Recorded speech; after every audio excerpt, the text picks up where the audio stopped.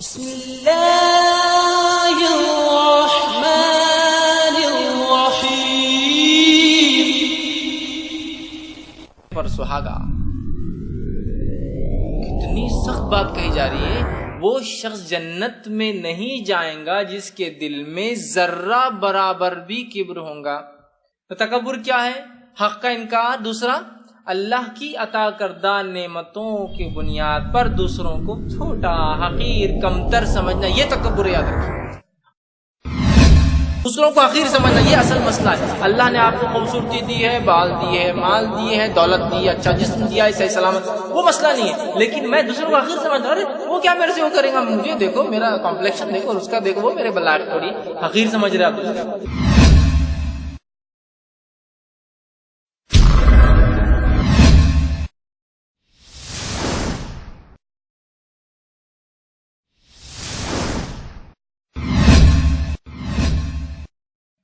بسم اللہ الرحمن الرحیم۔ ان الحمد للہ نحمده ونستعینه ونستغفره ونعوذ باللہ من شرور انفسنا ومن سیئات اعمالنا من يهدي الله فلا مضل له ومن يضلل فلا هادي له واشهد ان لا اله الا الله وحده لا شريك له واشهد ان محمدا عبده ورسوله وبعد فإن خير الحديث كتاب الله وخير الهدي هدي محمد صلى الله عليه وسلم وشر الأمور محدثاتها وكل محدثة بدعة وكل بدعة ضلالة وكل ضلالة في النار۔ وقال عز وجل في القرآن المجيد أعوذ بالله من الشيطان الرجيم بسم الله الرحمن الرحيم يا أيها الذين آمنوا اتقوا الله حق تقاته ولا تموتن إلا وأنتم مسلمون۔ وقال يا أيها الناس اتقوا ربكم الذي خلق من نفس واحدة وخلق منها زوجها وبث منهما رجالا كثيرا ونساء واتقوا الله الذي تسألون به والأرحام إن الله كان عليكم رقيبا۔ وقال يا أيها الذين آمنوا اتقوا الله وقولوا قولا سديدا يصلح لكم أعمالكم ويغفر لكم ذنوبكم ومن يطع الله ورسوله فقد فاز فوزا عظيما۔ اللهم صل على محمد وعلى آل محمد كما صليت على إبراهيم وعلى آل إبراهيم إنك حميد مجيد۔ اللهم بارك على محمد وعلى آل محمد كما باركت على إبراهيم وعلى آل إبراهيم إنك حميد مجيد۔ رب اشرح لي صدري ويسر لي أمري واحلل عقدة من لساني يفقهوا قولي۔ وقال عز وجل في القرآن المجيد أعوذ بالله من الشيطان الرجيم بسم الله الرحمن الرحيم ولا تمشي في الأرض مرحا۔ وقال ولا تسعر خدك للناس ولا تمشي في الأرض مرحا إن الله لا يحب كل مختال فخور۔ اما بعد، تمام تعریفیں اس اللہ عز و جل کے لیے لائق و زیبا ہے جو تمام جہانوں کا بنانے والا اور اسے پالنے والا ہے، اور درود و سلام اس کے آخری نبی محمد صلی اللہ علیہ وسلم پر۔ الحمدللہ ہم تمام یہیں اس ہفتے واری درس قرآن کے لیے جمع ہوئے ہیں، اور پچھلے ہفتے بہت تفصیل میں آپ تمام کے سامنے جو ہے قربانی کے تعلق سے باتیں آئیں، اور قربانی کے مسائل کے تعلق سے میں سمجھتا ہوں بہت ساری باتیں آپ کے سامنے بہرحال رکھی گئی۔ اور پچھلے چند سالوں میں الحمدللہ ہم نے ہر سال جو ہے ابراہیم علیہ السلام کی سیرت کو بتفصیل جو ہے بہت تفصیل میں دیکھا، اور جس میں 2 سال پہلے میں نے کافی تفصیل میں آپ کی پیدائش سے ہجرت اور ہجرت سے لے کر وفات تک ایک سیریز ہم نے چلائی تھی۔ پچھلے سال پھر ہم نے ایک ابراہیم علیہ السلام کی سیرت شارٹ میں، اس سے پہلے بہت تفصیل میں تھی 5 گھنٹے میں، پھر اس کے بعد 1-1.5 گھنٹے میں ہم نے دیکھی تھی۔ تو بہرحال اس کی ریکارڈنگز موجود ہے نیٹ کے اوپر، آپ بآسانی بہرحال ان چیزوں کو پھر دیکھ سکتے ہیں اور اس کا مشاہدہ کر سکتے ہیں۔ تو انشاءاللہ آج ہم جو قربانی سے متعلق درس نہیں رکھیں گے، اس لیے کہ چونکہ یہ عید سے بالکل 1 دن پہلے اور ان آرگنائز درس تھا، مطلب ہماری پلاننگ کے اعتبار سے عید شاید جو ہے آج مطلب جس طرح سے ہم طے کر رہے تھے، تو بہرحال ہم ایک عید سے متعلق عنوان نہ لیتے ہوئے ہم لوگ جو ہے ایک جو ٹاپک جنرل چل رہے تھے اسی سلسلے کو ہم جاری رکھیں گے۔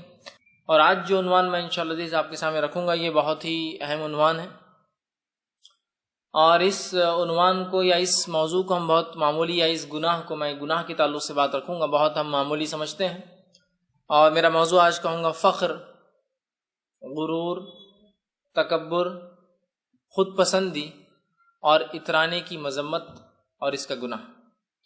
فخر، اور یہ سب ہم معنی الفاظ ہے اردو زبان میں بھی، ویسے عربی میں تکبر کبر کا لفظ آتا ہے یا فخر کا لفظ آتا ہے، لیکن ہم معنی لفظ ہیں کہ اللہ کی عطا کردہ جسمانی یا مالی کسی نعمت پر اکڑنا، تکبر کرنا، دوسروں سے اپنے آپ کو بہتر سمجھنا یا پھر اللہ کی ان نعمتوں کو جو جسمانی یا مالی ہیں دکھانے کے لیے استعمال کرنا، یہ تمام چیزیں پھر خود پسندی اور غرور، تکبر، فخر اور جو ہے اترانے کے اندر شامل ہوتی، یاد رکھی۔ چاہے مالی نعمت اللہ نے دے رکھی ہو، چاہے جو جسمانی نعمتیں ہوں، انسان اللہ نے خوبصورت بنا دیا، رنگ فلاں ہیں، بال اچھے ہیں، صحت اس طرح سے ہے، فلاں بستی ہے، محلے میں ہم رہتے ہیں، فلاں چیز ہے، مطلب یہ تمام چیزیں جو بھی نعمت ہوتی ہے، ایک تو جسمانی اور ایک تو مال سے جو انسان کماتا ہے، ان نعمتوں پہ اگر انسان اترائے، ان نعمتوں کے اوپر دکھاوا کرے، ان نعمتوں پر فخر کرے کہ اللہ نے مجھے دے رکھا ہے، آپ لوگ تو ایسے نہیں ہیں، یا جو ہے ان نعمتوں پر جو ہے وہ اللہ کا شکر ادا نہ کر کے جو ہے بندوں کو دکھائے، اپنے آپ کو برتر سمجھے، تو یہ تمام جو ہے کبر، فخر، خود پسندی، تکبر اور اترانے کے اندر بہرحال شامل ہو جاتی ہے۔ تو ایک مومن بندہ جو ہے وہ عاجز ہوتا ہے، انکساری اختیار کرتا ہے، مطلب اس میں جھکاؤ ہوتا ہے، اس میں پستی ہوتی ہے، وہ اپنے آپ کو دوسروں سے بڑا نہیں سمجھتا ہے۔ کبر تو بہت سنگین جرم ہے، وہ اس کو سمجھتا ہے، اس لیے کہ کبر جو ہے یہ اللہ کی صفت ہے، یاد رکھی۔ تکبر جو ہے اللہ کی صفت ہے، المتکبر، مطلب وہ تکبر کر سکتا ہے اس لیے کہ اس نے ایسی ایسی چیزیں، ایسی ایسی مخلوقات اور ایسی کائنات پیدا کی جس پر اس کے لیے لائق اور زیبا ہے کہ وہ کبر کرے، تکبر کرے۔ لیکن ہم جیسے انسانوں کے لیے جن کی حالت تو یہ ہے کہ اگر سڑک پر چلتے ہیں اور ایک ذرا سا پتھر سڑک پر اونچا نکل آئے تو اس کی ٹھوکر سے جب گرتے ہیں تو چہرے کا حال جو ہے بدحال ہو جاتا ہے۔ مطلب ہمارے اندر تو اتنی بھی صلاحیت نہیں ہے کہ اگر زمین پہ چلے اور ایک چھوٹا سا پتھر ہو تو اس کو ہٹا دے اپنے تکبر کی بنیاد پر، ہے نا۔ اور اللہ رب العزت نے قرآن میں بڑی پیاری مثال دی اور کہا وَلَا تَمْشِ فِي الْأَرْضِ مَرْحًا، اور زمین پر اترا کر نہ چل، اس لیے کہ تو پہاڑوں کی بلندی کو نہیں پہنچ سکتا۔ اگر کبر، تکبر اگر دنیا میں کسی مخلوق کو لائق اور زیبا ہوتا تو وہ پہاڑ کو ہوتا، اس لیے کہ بلندی میں وہ مثال ہوتا ہے، پہاڑ اونچائی میں مثال ہوتا ہے، مضبوطی میں مثال ہوتا ہے نا۔ لوگ اگر اونچائی کی مثال دیتے تو پہاڑ جیسا اونچی گھر بنا دیا، پہاڑ جیسا مضبوط آدمی ہے نا، تو گویا مضبوطی کے لیے مثال پہاڑ، بلندی کے لیے مثال پہاڑ، کسی جگہ ڈٹ کر بیٹھ جانے کے لیے مثال پہاڑ جیسا جم گیا ہو اس کے لیے مثال پہاڑ ہے نا۔ تو گویا اگر کسی کو اس اللہ کی مخلوق میں اختیار ہوتا، اگر کر سکتی تو پہاڑ ہوتا، اونچائی، مضبوطی کی، بڑے بڑے آندھی اور طوفانوں کو پہاڑ پلٹ دیتا ہے نا، تو پہاڑ کو ہوتا، لیکن نہ اونچائی میں ہم پہاڑوں کے جیسے ہیں، ہے نا۔ اور اللہ نے فرمایا اور نہ ہی تیرے چلنے زمین پھٹتی ہے، مطلب نہ پہاڑوں جیسا اونچا اور بلند ہے اور نہ ہی تیرے چلنے سے زمین پھٹتی ہے، تو اتنا اللہ نے دے رکھا ہے کہ چل رہا زمین پھٹ جا رہی ہے پوری، کچھ بھی نہیں، زمین پھٹنا تو دور، پہاڑ کی اتنی بلندی تو دور، زمین میں نکلا ہوا ایک چھوٹا سا کنکر اور پتھر بھی انسان کو گرا کے منہ کے بل گرا دے تو اس کی پوری شکل بگاڑ دیتا ہے۔ دیکھیے آپ کسی انسان کو ایک چھوٹا سا ایکسیڈنٹ ہو جائے، اللہ رحم کرے، پوری شکل و صورت بگڑ جاتی ہے، ایک چھوٹا سا ایکسیڈنٹ، ہے نا۔ تو بہرحال اس بات کو سمجھنے کی ضرورت ہے۔ تو ایک مومن ہونے کے ناطے مومن بندہ عاجز ہوتا ہے، اس میں انکساری، جھکاؤ ہوتا ہے۔ جھکاؤ سے مراد نہیں ہے کہ وہ کسی انسان کے سامنے جھکتا ہے، جھکاؤ سے مراد وہ اپنے آپ میں اکڑ نہیں رکھتا اللہ کی عطا کردہ نعمتوں پر اور ان نعمتوں کو اللہ کا فضل سمجھ کر لوگوں کو دینے کی کوشش کرتا ہے، اس میں جھکاؤ ہوتا ہے، وہ عاجز ہوتا ہے، یاد رکھیں۔ اللہ رب العزت نے قرآن میں تکبر، فخر، خود پسندی، اترانے کے تعلق سے بہت ساری آیتیں نازل کی اور منع کی، اور نہ صرف آیتیں، واقعات بھی پیش کیے کہ دیکھو، واقعات کو دیکھ لو۔ کبھی ہوتا ہے میں آپ سے کہوں کہ یہ کام غلط ہے مت کرو، پھر میں کہتا ہوں یہ کام غلط ہے مت کرو، دیکھو اس آدمی کا انجام کیا ہوا جو ایسا کام کرتا تھا، تو بہت زیادہ کلیئر ہو جاتے ہیں، نہیں اپنا نہیں کرنا چاہیے، دیکھو اللہ نے کیا برا حال کر دیا اس آدمی۔ تو اللہ نے اس کی مذمت کی، اس کی تاکید کی کہ مت کرو، واقعات نقل کیے کہ کچھ کرنے والوں کا ہم نے کیا حال کیا دیکھ لو، تاکہ تم وہ چکر میں مت جاؤ، تم کبر مت کرو۔ اللہ کی جسمانی اور مالی نعمت، دو ہی نعمتیں ہوتی ہیں، جسمانی سیلف انسان کیسا ہے اور دوسرا مالی، ان نعمتوں پہ اتراؤ مت، یہ نعمتیں اللہ کا فضل ہے، جسے چاہتا ہے دیتا ہے، جسے زیادہ چھین لیتا ہے۔ ایک انسان معذور پیدا ہوا، اس میں کیا خامی تھی، اس میں اس کا کیا قصور تھا، اس میں اس کا کیا دوش اور جرم تھا، اللہ کی مرضی تھی اس میں کہ وہ چاہتا تھا اس کو ایسے آزمایا معذور سے۔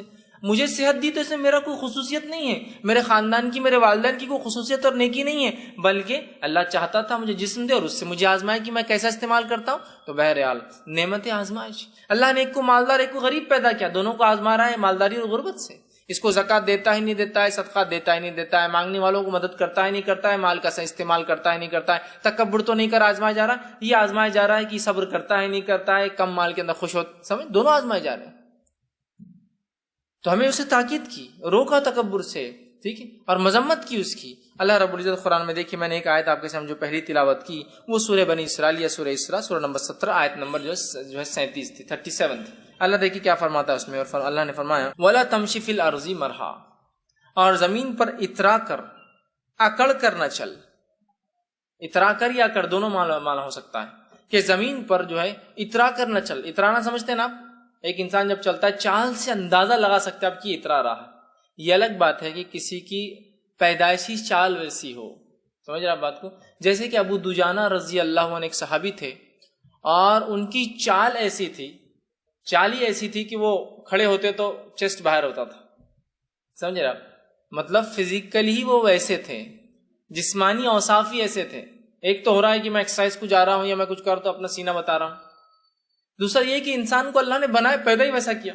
دیکھیے آپ کچھ لوگ ہوتے ہیں وہ ایسا ہی ہوتا ہے، مطلب پیدائشی ان کی چال ہوتی ہے وہ، تو یہ تو ایک الگ ایکسیپشنل کیس ہو گیا۔ تو ابو دجانہ رضی اللہ عنہ اسی طرح تھے، ایک دم جو ہے چوڑے اور سینہ باہر ہوتا تھا، ٹھیک، اور اس پر بھی کبھی جنگ کا موقع ہوتا تو اور اپنے آپ کو باہر نکال لیتے تھے سینے کو اور چلتے تھے ایک دم اکڑ کر۔ تو اللہ کے رسول صلی اللہ علیہ وسلم نے فرمایا کہ ابو دجانہ کی جو چال ہے، جو ابھی وہ جنگ میں چل رہا ہے، یہ سب جو جیسی وہ چال چل رہے تھے، یہ سب سے بدترین چال ہے جو اللہ کو سب سے زیادہ ناپسند ہے، لیکن اس موقع پر نہیں، جنگ کے موقع پر نہیں، عام حالت میں اگر ایسا چلیں گا ابو دجانہ جیسا چل رہا ہے تو یہ سب سے بدترین چال ہے، فخر کی، تکبر کی، اپنے آپ کو بتانے کی۔ لیکن جنگ کا میدان تو دشمن کو گرانے چت کرنے کے لیے، تو وہاں ایسا اگر کوئی چلے تو یہ مستحب چال ہے، سینہ نکال کے، ٹھیک، مستحب چال ہے۔ تو کہا زمین پر اکڑ کر نہ چل۔ تو اگر اکڑ کر کبھی چلنا ہے تو جنگ کے میدان میں ہو سکتا ہے، وہاں جائز ہے، جہاد کے میدان میں، تاکہ دشمن کو ذہنی طور سے زیر نیچے کر دیا جائے، سمجھے نا؟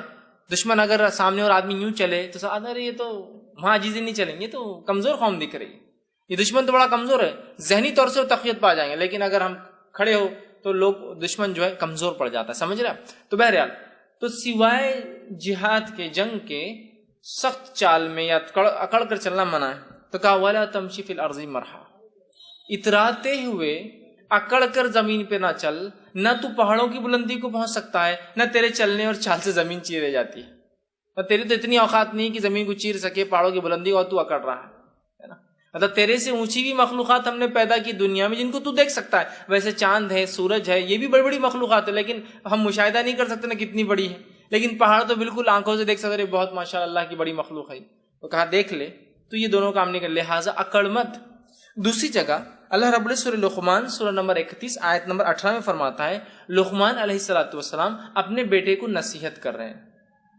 لقمان علیہ السلام کی نصیحت جو آیت نمبر 7 سے شروع ہوتی ہے اس صورت کے اندر، ان نصیحتوں کو خاص طور سے والدین پڑھیں، اور اپنے بچے جب ایسی عمر کو پہنچتے، جب چیزوں کو سمجھنے لگے، ان کو پورا پڑھ کر سنا۔ یہ نصیحت ہے، مطلب یہ سیٹ آف انسٹرکشنز ہے جو ایک بچہ جب بالغ ہونے کو پہنچتا ہے، سمجھداری کو پہنچتا ہے، والد اس کو ضرور سنائے۔ یہ بات ہے، ان باتوں میں لقمان اپنے بیٹے کو سمجھاتے اور کہتے ہیں ایک بات جو اللہ نے فرمائی، وَلَا تُسَعِّرْ خَدَّكَ لِلنَّاسِ وَلَا تَمْشِ فِي الْأَرْضِ مَرْحًا۔ کیا سنا رہے لقمان السلام؟ اے پیارے بچے، اے میرے بیٹے، وہ فرماتے وَلَا تُسَعِّرْ خَدَّكَ لِلنَّاسِ، اپنے گالوں کو پھلا کر نہ چل۔ گالوں کو پھلانا یہ محاورہ ہے، مطلب یہ کہ ہوتا ہے ایک آدمی اکڑ سے ایسا دیکھ رہا ہے لوگوں کا، چہرے سے اندازہ ہو جاتا ہے اس کے کبر کا اور تکبر کا۔ پیدائشی کوئی انسان ویسا ہو وہ ایک الگ بات ہے، فزیکل اس کا جیسا، لیکن کچھ لوگ عام حالت میں ویسے نہیں ہوتے ہیں۔ اللہ نے پوزیشن دے دی، اور وہ گال آپ محسوس کر سکتے، پوزیشن، جب پوزیشن نہیں تھی چہرے سے اندازہ ہو رہا آپ کو، ارے تکبر ہے، ارے سمجھ رہا۔ تو اللہ فرما رہا ہے کہ لقمان نے نصیحت کیا، میرے بیٹے گال کو خدک للناس، لوگوں کے سامنے گال مت پھلا، محاورہ مطلب اتراتا ہوا مت چل، اکڑ کر مت چل، تکبر مت کر، خود پسندی کا اظہار مت کر، فخر مت جتا، اس کو بولتے ہیں عام زبان میں گال پھلانا۔ ہم بھی اردو زبان میں بولتے تھے وہ کیسا اکڑ کر چل رہا، گال پھلا کر چل رہا، وہی محاورہ اصل عربی کا، خد کا، خد کہتے ہیں گالوں، خد قلیل، لوگوں کو دیکھ کے گال مت پھلا، مطلب لوگوں کو دیکھ کر ہے میرے بیٹے اترا مت، اکڑ مت۔ اللہ نے جو نعمتیں دے رکھی ہے تجھے، تیرے والد کو، یا جسمانی اوصاف جو تجھے اچھا بنایا صحیح، تو اکڑو مت ان چیزوں پر، ٹھیک، اور آگے فرمایا دیکھیے لقمان علیہ السلام نے وَلَا تَمْشِ فِي الْأَرْضِ مَرْحًا، پھر وہی آیت جو اوپر گزری سورہ بنی اسرائیل کی اور ریپیٹ ہو رہی، اور جو ہے زمین پر اتراتا ہوا اکڑ کر نہ چل، نہ لوگوں میں اترا اور نہ زمین پر اترا کر اکڑتے ہوئے چل، اس لیے کہ اللہ وہ آگے فرماتے ہیں ان اللہ لا یحب کل مختال فخور، اس لیے کہ اللہ تعالیٰ فخر کرنے والے کو، اترانے والے کو پسند نہیں کرتا۔ اللہ تعالیٰ اترانے والوں کو، فخر کرنے والوں کو پسند نہیں کرتا۔ فخر جسمانی نعمتوں پر، فخر مالی نعمتوں پر جو اللہ نے دی ہے۔ دو ہی نعمتیں ہوتی ہیں، ایک آدمی غریب ہے لیکن جسم اچھا ہے، اترا رہا ہے، ایک آدمی کچھ بھی نہیں لیکن مال ہے، اترا رہا ہے، تو یہ دو نعمتیں ہوتی۔ تو کہا زمین پر اکڑ کر نہ چل، اللہ تعالیٰ اترانے والوں کو، اکڑ رکھنے والوں کو، خود پسندی بولتے ہیں اس کو اردو زبان میں، کہ اپنے آپ کو ہی سب کچھ سمجھنا، ایسا مت کر، اس لیے کہ اللہ ایسے لوگوں کو، اے میرے بیٹے، پسند نہیں کرتا ہے۔ کئی اور آیتیں اللہ رب العزت نے گزاری۔ اب آئیے ایک واقعہ بھی سن لیتے ہیں، تکبر کا، اترانے کا، نعمتوں پر اللہ کی کیا نتیجہ ہوتا ہے۔ اللہ رب العزت نے ایک بہترین واقعہ سورہ قصص سورہ نمبر 28 اور آیت نمبر جو ہے 76 میں واقعہ فرمایا۔ واقعہ یوں چلتا ہے، اللہ رب العزت فرماتا اور کہتا ہے ان قارون کان من قوم موسیٰ، اور یہ واقعہ ہے کورہ کا، قارون کا، جس کو عربی میں کہتے ہیں، انگلش زبان میں اسے کورہ کہتے ہیں۔ تو یہ واقعہ ہے قارون کا۔ قارون کے بارے میں اللہ نے فرمایا کہ قارون موسیٰ علیہ السلام کی قوم سے تھا۔ اس کے تعلق سے کچھ مفسرین لکھتے ہیں اور کچھ مورخین جو ہسٹورینس ہیں وہ لکھتے ہیں کہ جو ہے قارون جو ہے موسیٰ علیہ السلام کا چچا زاد بھائی تھا، ریلیشن کے اندر بہت نزدیک تھا موسیٰ علیہ السلام سے، چچیرا بھائی تھا۔ واللہ عالم، ہم نہیں جانتے، بہت پرانا واقعہ ہے، لیکن ایک قول ہے تو رکھ رہا ہوں آپ کے سامنے، ٹھیک۔ اور یہ جو ہے ایک طرح سے بنی اسرائیل کا ایجنٹ بن بیٹھا تھا فرعونیوں کے پاس۔ فرعونیوں نے تو پورے بنی اسرائیل کو غلام بنا رکھا تھا، قارون کا معاملہ الگ تھا۔ لیکن تو اس کے جو اکنامیکل سٹیٹس جو قرآن بیان کر رہا ہے، اس اکنامیکل سٹیٹس سے ایسا ظاہر ہوتا ہے کہ شاید یہ ایجنٹ بن بیٹھا تھا بنی اسرائیلیوں کا فرعون کے پاس، کہ میں اتنے غلام لا کے دوں گا، ایسا کروں گا، مجھے اتنا مل جانا چاہیے۔ حالانکہ بنی اسرائیل پوری پستی میں تھی، لیکن قارون نہیں تھا۔ دیکھیں اللہ کہہ رہا ہے کہ قارون موسیٰ علیہ السلام کی قوم سے تھا، لیکن اس کا سوشل سٹیٹس دیکھیے، اس کا اکنامیکل، مالی اور سماجی حیثیت بہت اونچی ہے اس کی۔ تو اس سے ایسا لگتا ہے یہ شاید ایجنٹ بن بیٹھا تھا، مطلب میڈیٹر بن بیٹھا تھا بنی اسرائیل میں، اس میں کہ بنی اسرائیل کوئی چال بازی چلے تو جا کر وہاں بک دیا، اور فرعون چال بازی چلو دیکھ لو، تو فرعون اس کو عطا کر رہا ہے، دے رہا ہے، تو وہ مالدار ہو گیا۔ تو اللہ رب فرما رہا ہے اور کہہ رہا ہے ان قارون کان قوم موسیٰ، کہ قارون جو تھا یہ موسیٰ علیہ السلام کی قوم سے تھا۔ اب جو اللہ آگے فرماتا ہے اس کے تعلق سے، موسیٰ علیہ السلام کی قوم سے تھا، بس اس نے ان پر جو ہے سرکشی، اور ہم نے اسے خزانے دیے، اور بس اس قارون نے بنی اسرائیل پر سرکشی کی۔ تو اس سے میں بھی اندازہ لگا رہا ہوں کہ اس نے کیا کیا، سرکشی کہتے حد سے آگے بڑھنے کو، شاید ایجنٹ بن بیٹھا اور مخبر بن بیٹھا اور جو کچھ کیا قوم کے خلاف ہو گیا۔ تو اللہ نے فرمایا کہ سرکشی کی، اور پھر فرمایا اور ہم نے اسے اتنے خزانے دے رکھے تھے کہ اس کے خزانوں کی چابیاں ایک بڑی جماعت انسانوں کی مشکل سے اٹھا پاتی تھی۔ اور جو لفظ جماعت کے لیے، بڑی جماعت کے لیے استعمال ہوا ہے عربی زبان میں، یہ کم و بیش 10 سے زائد اور 20 سے کم کے لیے استعمال ہوتا ہے صیغہ 20، یا کچھ لوگ لکھتے ہیں کہ 20 سے زیادہ اور 80 سے کم کے لیے استعمال ہوتا ہے صیغہ، مطلب 20 آدمیوں کی یا 20 سے لے کر 80 آدمیوں کی ایک بڑی جماعت، اور جماعت نہیں، مضبوط جماعت، مضبوط انسانوں کی بھی اس کی چابیاں، کنجیاں اٹھا نہیں پاتی تھی۔ سمجھ رہے آپ؟ مطلب اگر کوئی کہے کہ میرے گھر کی چابیاں لے جاؤ، اور کوئی بولے کہ چابی لے جانے ہم نے وہ ایک ٹرک لے کے آئے، چابیاں صرف گھر کی، تو اس سے اس کی حیثیت، استطاعت، مال و دولت کا اندازہ ہی لگایا جا سکتا۔ میرے اور آپ کے گھر کی 2-4 چابیاں ہوتی، کچھ لوگ گھر کی ایک چابی، اور کچھ کیا چابی نہیں ہوتی۔ کچھ نعمتوں سے کچھ چیزوں کا اظہار ہوتا ہے انسان کے پاس کیا ہے، چابیوں سے اندازہ لگائی۔ چابی ایک بہت چھوٹی چیز ہوتی ہے، بڑے سے بڑے محل کو ایک چھوٹا سا لوگ لگاتے ہیں نا، تو چابی ایک چھوٹی، تو چابیاں اٹھانے کے لیے ایک جماعت بولے تو کتنا مال و دولت۔ تو اللہ نے فرمایا اس کی کنجیاں ایک طاقتور جماعت بمشکل اٹھا پاتی تھی، اتنا آسان نہیں تھا ان کے لیے بھی تھی۔ جب اس سے اس کی قوم نے کہا، اور موسیٰ علیہ السلام کو اللہ نے حکم دیا کہ جاؤ پھر قارون سے بات کرو اور کہو احسن کما احسن اللہ الیک، جا کر کہو اس سے احسان کر اپنی قوم پر، اے قارون، شاید یہ آزاد ہو گیا تھا ابھی یا غلامی میں تھا، جو بھی معاملہ تھا، احسان کر اے قارون اپنی قوم پر جیسا اللہ نے تجھ پر احسان کیا مال دے کر۔ تو قارون نے کیا کہا؟ ہاں احسان کس نے مجھ پر کیا؟ ارے یہ تو میں نے اپنے محنت سے کمایا ہے پیسہ، کیا لگا ہے اللہ نے احسان کیا مجھ پر اور میں لوگوں کو دوں؟ یہ جو مال و دولت تم لوگ میرے پاس دیکھ رہے ہو یہ میری اپنی کمائی ہوئی اپنی صلاحیتوں کی بنیاد پہ کمایا۔ حالانکہ موسیٰ علیہ السلام نے کیا کہا؟ احسان کر اے قارون کما احسن اللہ علیک، اللہ نے جیسا تجھ پر احسان کیا۔ قارون نے کہا چلو جاؤ موسیٰ، کیا لگائے، میں نے محنت سے کمائی یہ تمام چیزیں اور تم کہہ رہے ہو احسان کرو، ٹھیک۔ تو اس نے جو ہے جب اس کی قوم نے اس سے کہا کہ اترا مت، اکڑ مت، مطلب موسیٰ علیہ السلام کا واقعہ وہ کہیں اور بیچ میں آتا ہے واقعہ، وہ اس سورہ قصص کی آیت نہیں ہے لیکن میں نے بیچ میں رکھی ہے۔ تو جب قوم نے کہا، موسیٰ علیہ السلام گئے اور کہا دو، اس نے کہا میں نہیں دے سکتا ہوں، یہ میں نے خود کمایا، تو قوم نے پھر جواب دیا اور کہا اے قارون اترا مت، اکڑ مت اس مال و دولت پہ جو اللہ نے دے رکھی، اترا مت، یقین اللہ جو ہے اترانے والوں کو پسند نہیں کرتا۔ ان کے نیکوکاروں نے، اچھے لوگوں نے کہا قارون مت اترا، اس لیے کہ اللہ اترانے والوں کو، تکبر کرنے والوں کو پسند نہیں کرتا ہے، فرماتا ہے۔ تو اس کے بعد قارون نہیں مانا، پورا واقعہ چلا، اس کے بعد اللہ فرماتا ہے، اور اللہ کا قول ہے آگے اسی واقعے میں سورہ قصص میں چلتا ہے، اللہ فرماتا ہے فَخَسَفْنَا بِهِ، اور اس وجہ سے کہ اس نے زکوٰۃ نہیں دی، صدقات نہیں دی، ہم نے اس کو دھسا دیا، بِهِ وَبِدَارِهِ، اور اس کے گھر کو اللہ نے جو ہے وَبِدَارِهِ الْأَرْض، کہ ہم نے جو ہے قارون کو اور قارون کے گھر کو زمین میں دھسا دیا۔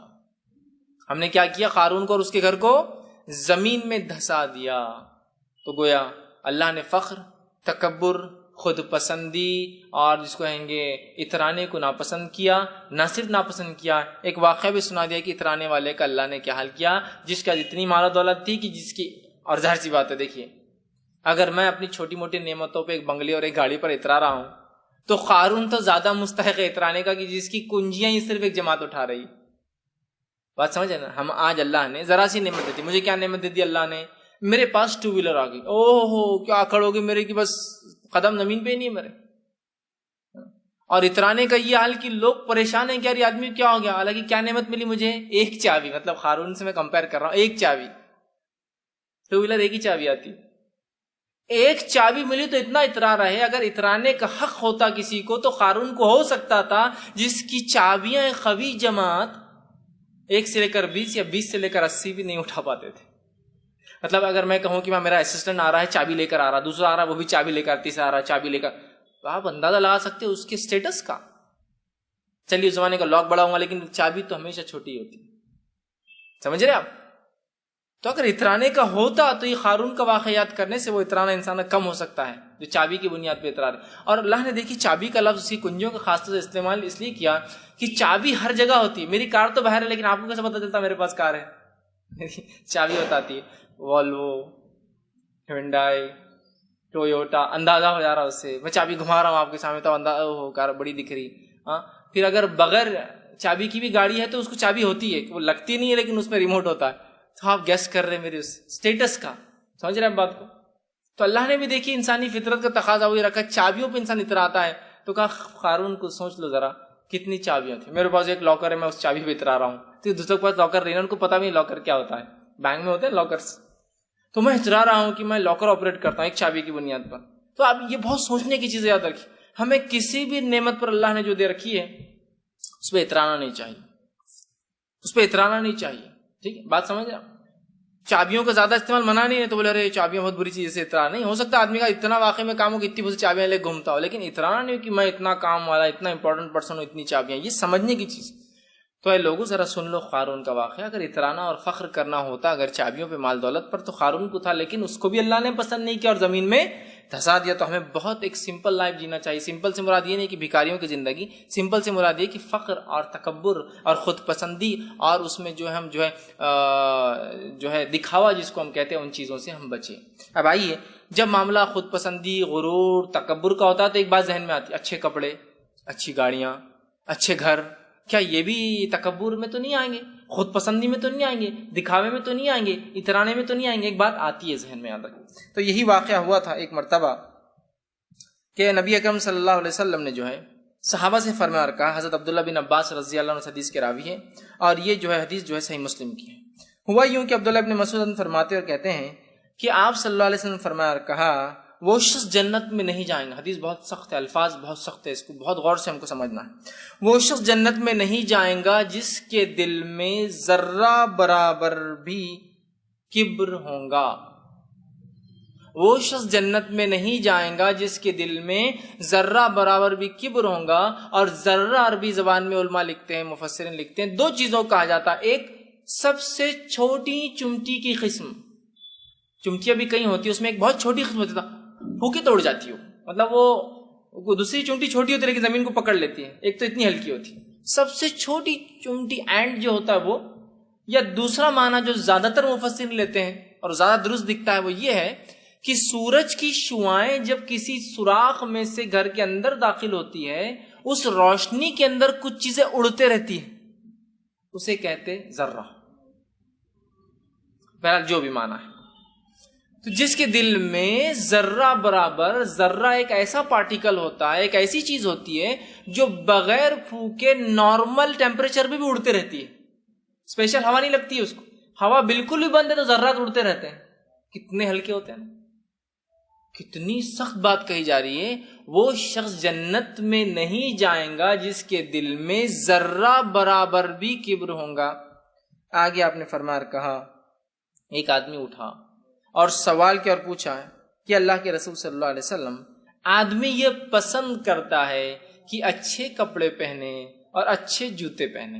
مطلب ایک جو ہمارے ذہن میں بھی آتا نا، تکبر دیکھو، اب بول رہے تکبر، کپڑے تو دیکھو، یہ تو دیکھو، گھر تو دیکھو، گاڑی تو دیکھو، تو کیا یہ تکبر میں ہے؟ تو فوراً صحابی اٹھ گئے، کہا اللہ کے رسول، اچھے کپڑے پہننا آدمی پسند کرتا ہے، اچھے جوتے پہننا آدمی پسند کرتا ہے، اس معاملے کو ذرا ڈیفائن کر دیجئے، وضاحت کر دیجئے. تو آپ صلی اللہ علیہ وسلم فرمایا اور کہا، جواب دیا اور فرمایا، دیکھیے جواب کیا تھا، ان اللہ جمیل ویحب الجمال.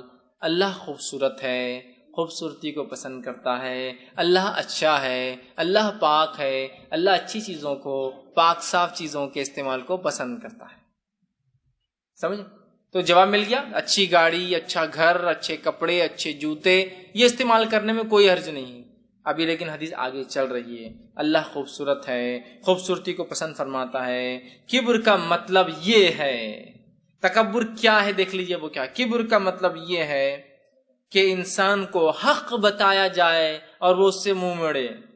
اس میں دو لوگ آتے ہیں، ایک پہلے غیر مسلم، نان مسلمس، ان کے سامنے اسلام رکھا جا رہا ہے، منہ موڑ رہے ہیں. ایک دوسرا مسلمان، ہم مسلمان ہیں لیکن مسلمان ہونے کے باوجود بھی بہت ساری چیزیں جو اسلام کی ہمارے سامنے آ رہی ہے ہم اس کو پسند نہیں کر رہے ہیں. یہ بھی دیکھیے حق سے منہ موڑنا ہے.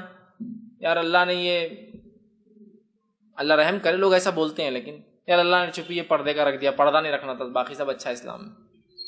یار باقی سب اچھا، یہ 5 ٹائم کی نماز نہیں جمتی، اگر 5 رکھنا تھی تو 5 نہیں رکھنا، 3 رکھنا تھا کم از کم، فجر عشاء چھوڑ کے باقی سب چل جاتی. یہ بھی کبر ہے. حق بات بتائی جا رہی ہے آپ کو، کتاب و سنت کھول کھول کے رکھی جا رہی ہے، منہ موڑ رہے ہیں آپ سے، یہ بھی کبر ہے. تو کہا تکبر یہ نہیں ہے کہ اچھے کپڑے پہننا، اچھی گاڑیاں، تکبر یہ ہے کہ انسان حق سامنے آئے اور پھر جھٹلا دے. اور آگے بات آ رہی ہے لیکن مال اور جسمانی اوصاف کی بات بھی آ رہی ہے. اور اللہ نے جو نعمتیں دے رکھی ہے، ویسے حدیث کے الفاظ سے اتنے ہیں کہ جو ہے حق سے منہ موڑے اور حق کو ٹھکرا دینا ہے، اور اس کے جو ہے، اور آگے فرمایا اور دنیا، اور آپ نے فرمایا اور کہا کہ کبر کا مطلب حق بات کو ٹھکرانا اور لوگوں کو حقیر سمجھنا، اپنے سے چھوٹا سمجھنا. کس بیسس پر؟ مال اور جسمانی اللہ کی نعمتوں کے بن دوسروں کو چھوٹا سمجھنا. تو تکبر دو چیزیں، حق کو جھٹلانا، ایک غیر مسلم کرتا ہے، ایک مسلمان بھی کرتا ہے حق کو جھٹلانا. غیر مسلم اسلام کا انکار کر کے، مسلمان اس کی تعلیمات کا اور اس کے فرائض کا انکار کر کے. دوسرا، لوگوں کو اللہ کی عطا کردہ نعمتوں کے بنیاد پر حقیر سمجھنا کہ اللہ نے میرے کو اچھا جسم دیا، یہ کیا کمزور آدمی، نعمتوں پر. میرے بال دیکھو کتنے حسین ہیں، تم تو گنجے ہو چکے ہو. نعمت تکبر کر رہا ہے نعمتوں. جسمانی اوصاف پر، دیکھو میرے دال تو 60 سال کی عمر میں بھی صحیح سلامت ہے اور تم دیکھو پورے اکھڑ گئے تمہارے 60 سال تک. جسمانی اوصاف پر دوسروں کا حقیر ہے. ان کو دانت نہیں، ان سے کیا بات کرنے کی ضرورت. ارے یار ان کے پاس تو فلاں نہیں، ان کو کیا بات کریں گے. ارے یار وہ تو ایسا ہے، سمجھ رہے آپ، جسمانی اوصاف پر سمجھ رہے آپ. تو تکبر کرنا جسمانی اوصاف پر. یا دوسرا، ارے وہ میرے سامنے کیا کھڑا رہے گا، اس کی کیا حیثیت مالی میرے سامنے. ہاں کر دیا نا چھوٹا اپنے بھائی کو. تو تکبر کیا ہے؟ حق کا انکار. دوسرا، اللہ کی عطا کردہ نعمتوں کی بنیاد پر دوسروں کو چھوٹا، حقیر، کمتر سمجھنا، یہ تکبر یاد رکھیے. اور اللہ ہم پر رحم کرے. وہ حق کا انکار میں بھی بہت سے لوگ مسلمان آ رہے ہیں آج، بہت ساری چیزیں ان کو پسند نہیں آتی اسلام کی، لیکن الحمدللہ اکثریت اس میں ملوث نہیں ہے اس گناہ. لیکن یہ گناہ میں کیا ہم اور آپ ملوث نہیں ہیں؟ آج ہے یہ نہیں ہے. آج میں ان کے ساتھ بیٹھتا ہوں جو کم از کم 4 ویلر رکھتے ہیں، اس لیے کہ عام 2 ویلر والوں کے پاس بیٹھنا میری شان کے خلاف. سٹیٹس دیکھیے، اس کو حقیر جانا جا رہا ہے، اسے دوستی بھی نہیں کی جاتی ہے. میں صرف ان بچوں کے ساتھ اپنے بچوں کو رکھ سکتا ہوں جو اکنامکلی وہ سٹیٹس کے لوگ ہیں، ورنہ میں اپنے بچوں کو پسند نہیں کرتا ہوں. ہے نہیں ہو رہا یہ چیز ہے نا. میں رشتہ اگر کروں گا تو ایسے ہی گھر میں کروں گا جو میرے لائق یا مجھ سے بڑا ہو. کس بنیاد پہ تو کہہ رہا ہے؟ اسلام تو دینداری کہہ رہا ہے، دینداری کی بنیاد پہ نکاح ہونا چاہیے. تم کس بنیاد پہ کہہ رہے ہو پھر؟ سوشل سٹیٹس، مطلب دوسروں کو حقیر سمجھتے ہو تبھی تو ایسا کر رہے ہو. سمجھا؟ ہر چیز میں اللہ ہم پر رحم کرے، ہم کبر کریں. حالانکہ حدیث شروع ہوتی ہے، جس کے دل میں ذرہ برابر بھی تکبر ہوگا، دکھاوا ہوگا، خود پسندی ہوں گی، غرور ہوں گی، جنت میں نہیں جائیں گا. اور آج غرور کی کیا حالت ہے؟ اللہ نے خوبصورت دے دی غرور. مردوں میں یہ کم پایا تھا، عورتوں میں تو بکثرت. عورتوں میں اونچ نیچ کس بات پر ڈیفائن کرتی ہیں عورتیں؟ خوبصورتی کی بنیاد پر، ہے نا. اور اس حد تک خوبصورتی پیمانہ ہے، انہوں کتنے خوبصورت ہیں نا، اچھے چھونگے انہوں کتنے کالے ہیں نا، برے چھونگے انہوں. خوبصورتی لوگوں کو کیریکٹرائز بھی کر دے رہا ہے کہ اچھے اور برے کا پیمانہ گورے اور کالے سے. ارے انہوں بہت کالے نا تو ویسے ان کا دل بھی ویسے چھونگا، انہوں وہ دکھ رہے، منہ سے دکھ رہے، انہوں خطرناک ہوں گے. ارے انہوں کتنے خوبصورت ہے نا تو انہوں اچھے چھونگے کسی بھی حال میں. سمجھ رہا؟ اس حد تک پیمانہ بنا دیا ہم نے. تو عورتوں میں آپ دیکھیے خوبصورتی، میرے بال اتنے ہیں تو میں تم سے، دوسروں کو حقیر سمجھنا، یہ اصل مسئلہ ہے. اللہ نے آپ کو خوبصورتی دی ہے، بال دیے ہے، مال دیے ہے، دولت دی ہے، اچھا جسم دیا ہے، صحیح سلامت، وہ مسئلہ نہیں ہے. لیکن میں دوسروں کو حقیر سمجھنا، ارے وہ کیا میرے سے وہ کرے گا، مجھے دیکھو، میرا کمپلیکشن دیکھو اور اس کا دیکھو، وہ میرے بلائق تھوڑی ہے. حقیر سمجھ رہے آپ دوسرے کو. میری سوسائٹی دیکھو میں کہاں رہتا ہوں، اس کی سوسائٹی دیکھو، میری گاڑی دیکھو اور اس کی گاڑی دیکھو. ہر چیز میں ہم جو ہے تکبر اور کبر کریں. اس حد تک تکبر کا معاملہ ہوگا کہ میری شادی دیکھو، گھر کی، اس کی شادی دیکھو، میرے بچوں کی تعلیم دیکھو، اس کے بچوں کی تعلیم دیکھو، میرے بچوں کی ذہانت دیکھو، ان کے بچوں کی ذہانت. مطلب اس سے بھی اسٹیٹس ڈیفائن ہوتا ہے. میرے بچے تو میرٹ میں آ گئے، آپ کے بچے، ارے آپ کا تو فیل ہو گیا ہوں گا، بچے پیدا ایسے کر لیا آپ نے، فیلئر. شروع میں پیسے زیادہ بھرتے تو عقل مند پیدا ہوتے تھے، ہے نا. ایسا شاید کچھ تو بھی ہوتا ہوگا کہ پیمنٹ زیادہ ہوگی تو دماغ اللہ زیادہ دے رہا. نہیں، اللہ نے ان کو صلاحیت نہیں دی، ٹھیک، اٹس اوکے. انسان ایسے ہی ہوتے ہیں، کوشش کر رہے ہو بیچارے، لیکن اس سے حقیر نہیں سمجھ سکتے ان کو. کچھ نہیں. تو میں نے ایسے لوگوں کو دیکھا اپنی زندگی کے اندر جن کے بچے بہت اچھے پڑھا. اچھا پڑھنا کوئی بری بات بھی نہیں، بہت اچھی بات ہے، اچھے پڑھتے، لیکن ان کو فخر تھا اس پر، بہت فخر. بچے کو ڈاکٹر بنا دیا، دوسرا بچہ ڈاکٹر، پہلا بچہ ڈبل ڈاکٹر ہو گیا، دوسرا بچہ تیسرا ڈاکٹر بن گیا، دوسرا ڈاکٹر سے ڈبل ڈاکٹر ہو گیا، تیسرا پوسٹ ڈاکٹر پہ چلا گیا، سب ہو گیا. لیکن وہ کمائی نہیں کبھی بیچاروں زندگی میں، صرف ڈاکٹرز کی ڈگری ہیں، انکم کچھ بھی نہیں. اور جن سے وہ کمپیئر کرتے تھے اپنی زندگیوں کو، ان کے بچے نہیں پڑھتے، ان کی تو بہت ہی بدھو ہے، ایسے ویسے، وہ خوب کما رہے ہیں. اگر ڈاکٹری کمانا صرف ایک ڈگری ہے جس سے ارننگ نہیں ہوتی، میں سمجھتا ہوں اس میں کوئی کبر کی تکبر کی تو بات ہی نہیں. اگر کچھ ارننگ نہیں آ رہی تو یہی سمجھ لیتے نا ہمارے بچے ڈاکٹر بن جائیں گے تو خوب کمائیں گے. تو یہ پڑھتے نہیں، لیکن انہوں نے پڑھا نہیں، لیکن کیا ہوگا 10ویں کے بعد سے محنت کرنا شروع کر دیا. عقل نہیں تھی زیادہ، لگ گئے محنت مشقت میں، اور اللہ نے خوب عطا کر دیا. ان کے ڈاکٹر بننے تک تو 8 10 سال کے بزنس کھڑے کر دی. ڈاکٹر بننے تک 10th ہوئے، پھر 12th ہوئے، 2 سال یہ گئے، پھر 5 ایئرس کا کورس کیا، پھر MD کے 10 ایئرس چلے گئے. اب تک تو یہ بزنس میں اتنے کھڑے ہو گئے، شادیاں بھی جلدی ہو گئی ان کے، بزنس بھی اللہ نے دے دی، مال و دولت آ گیا. اب کیا بولیں گے آپ 10 سال بعد؟ اب یہ فخر کرے گا کہ میرے بچے بےخوب رہے، اچھا ہوا، ورنہ پڑھ لکھ لیتے تو تمہاری ڈگری لے کے بیٹھ جاتے گھر پر. نہیں، یہ بھی بولنا غلط ہے، اس لیے کہ یہ بھی تکبر میں آئے گا. لیکن میں کہہ رہا ہوں کہ ہوتا ہے، اللہ نے صلاحیت دے دی بچوں میں، تکبر. اللہ نے گھر دلا دیا اس سوسائٹی میں، تکبر. اللہ نے گاڑی دے دی، تکبر. اللہ نے فلاں کیا، اکڑ ہو گئی. میرا بچہ یہ، میری بچی یہ، میرے پاس یہ، میرا مال دے، میری بیٹیاں بڑی خوبصورت، اکڑ. ارے کیا اکڑ کی چیز ہے یہ؟ سمجھے؟ تو الٹیمیٹ سکسیس اینڈ فیلئر اللہ کے ہاتھ میں ہوتا ہے، یاد رکھیے. اور یہ آزمائشی ہوتی ہے. خوبصورتی، مال، دولت، اچھی سوسائٹی، اچھا سماج، اللہ کی نعمتوں کو صحیح استعمال کیجیے، تکبر نہیں. تو لہٰذا حدیث نے وضاحت کر دی، اچھی چیزوں کا استعمال کیجیے، خوب سے خوب کیجیے، کوئی مسئلہ نہیں. صرف دوسروں کو کبھی حقیر مت سمجھیے، کبھی حقیر مت سمجھیے. آپ کو لگتا ہے آپ گورے بہت اچھا ہے، آپ بہت خوبصورت ہیں، کبھی دوسرے کو حقیر مت سمجھیے. لیکن یہ اللہ کی نعمت ہے، آپ کو دی، اللہ نے معاملہ ختم ہے. عیش ہو، آپ کو اللہ نے گاڑی دی، بہت بڑی نعمت ہے اللہ کی، آپ کو خوشی ہونا چاہیے. لیکن آپ کبھی دوسروں کو مت سمجھیے ارے ان کے واسطے یہ بھی نہیں ہے، بالکل نہیں، حقیر مت سمجھیے. اس لیے کہ اس میں کیا دوست نہیں، میں نے محنت سے کمایا. اگر ہم کہتے کہ ہم نے محنت سے کمایا تو پھر قارون کو یاد کر لیجیے. اس نے یہ کہا تھا اللہ نے نہیں دیا میرے کو یہ موسیٰ، یہ تو میری محنت سے میں نے کمایا ہے.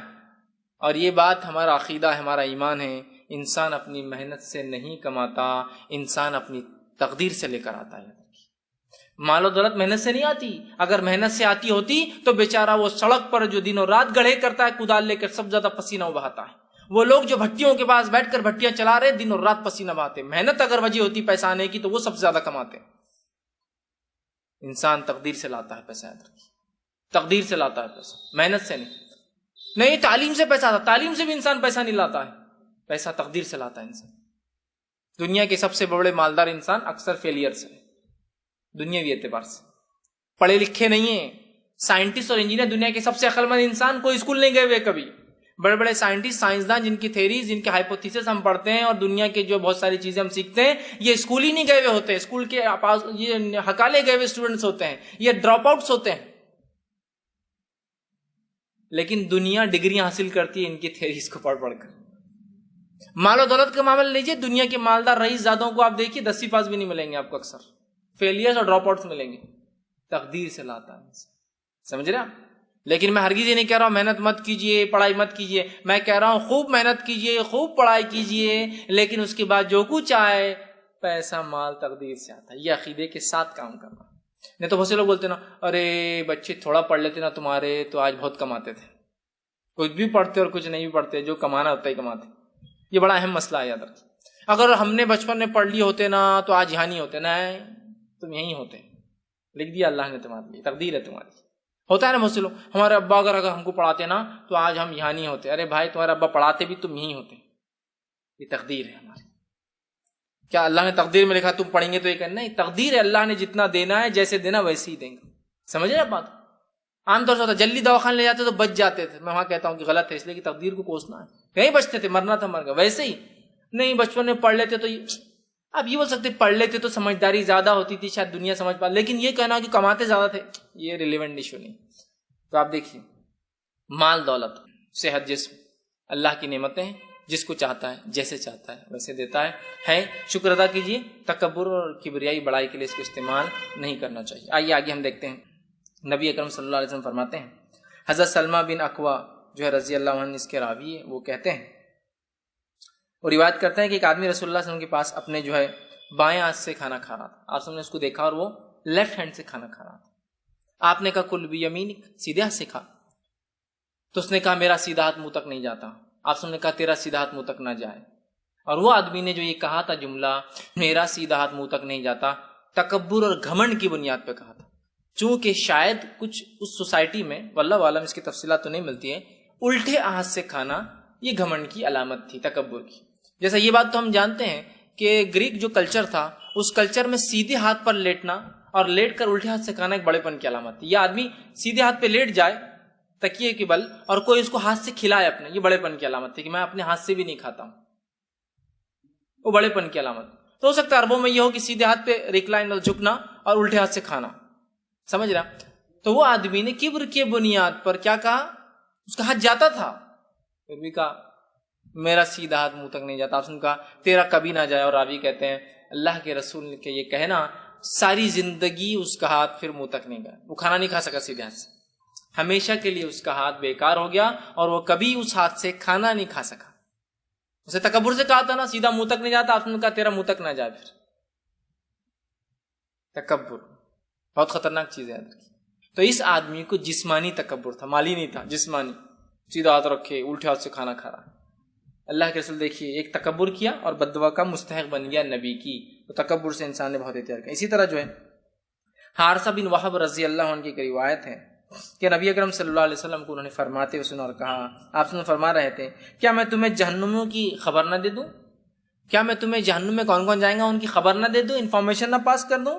ٹھیک ہے. پھر آپ نے فرمایا خبر نہ دوں، ہر سرکش بخیل اور متکبر جہنم میں. 3 لوگ کہا. ہر سرکش کہتے ہیں اپنے باؤنڈریز سے آگے چلے جانا, حدود کو پھلانگ دینا, لمٹس جو سیٹ کی گئی اس کو توڑ دینا, سرکشی. فرعون نے سرکشی کی, اللہ نے اس کو حکومت دی, بنی اسرائیل پہ ظلم کیا, سرکش.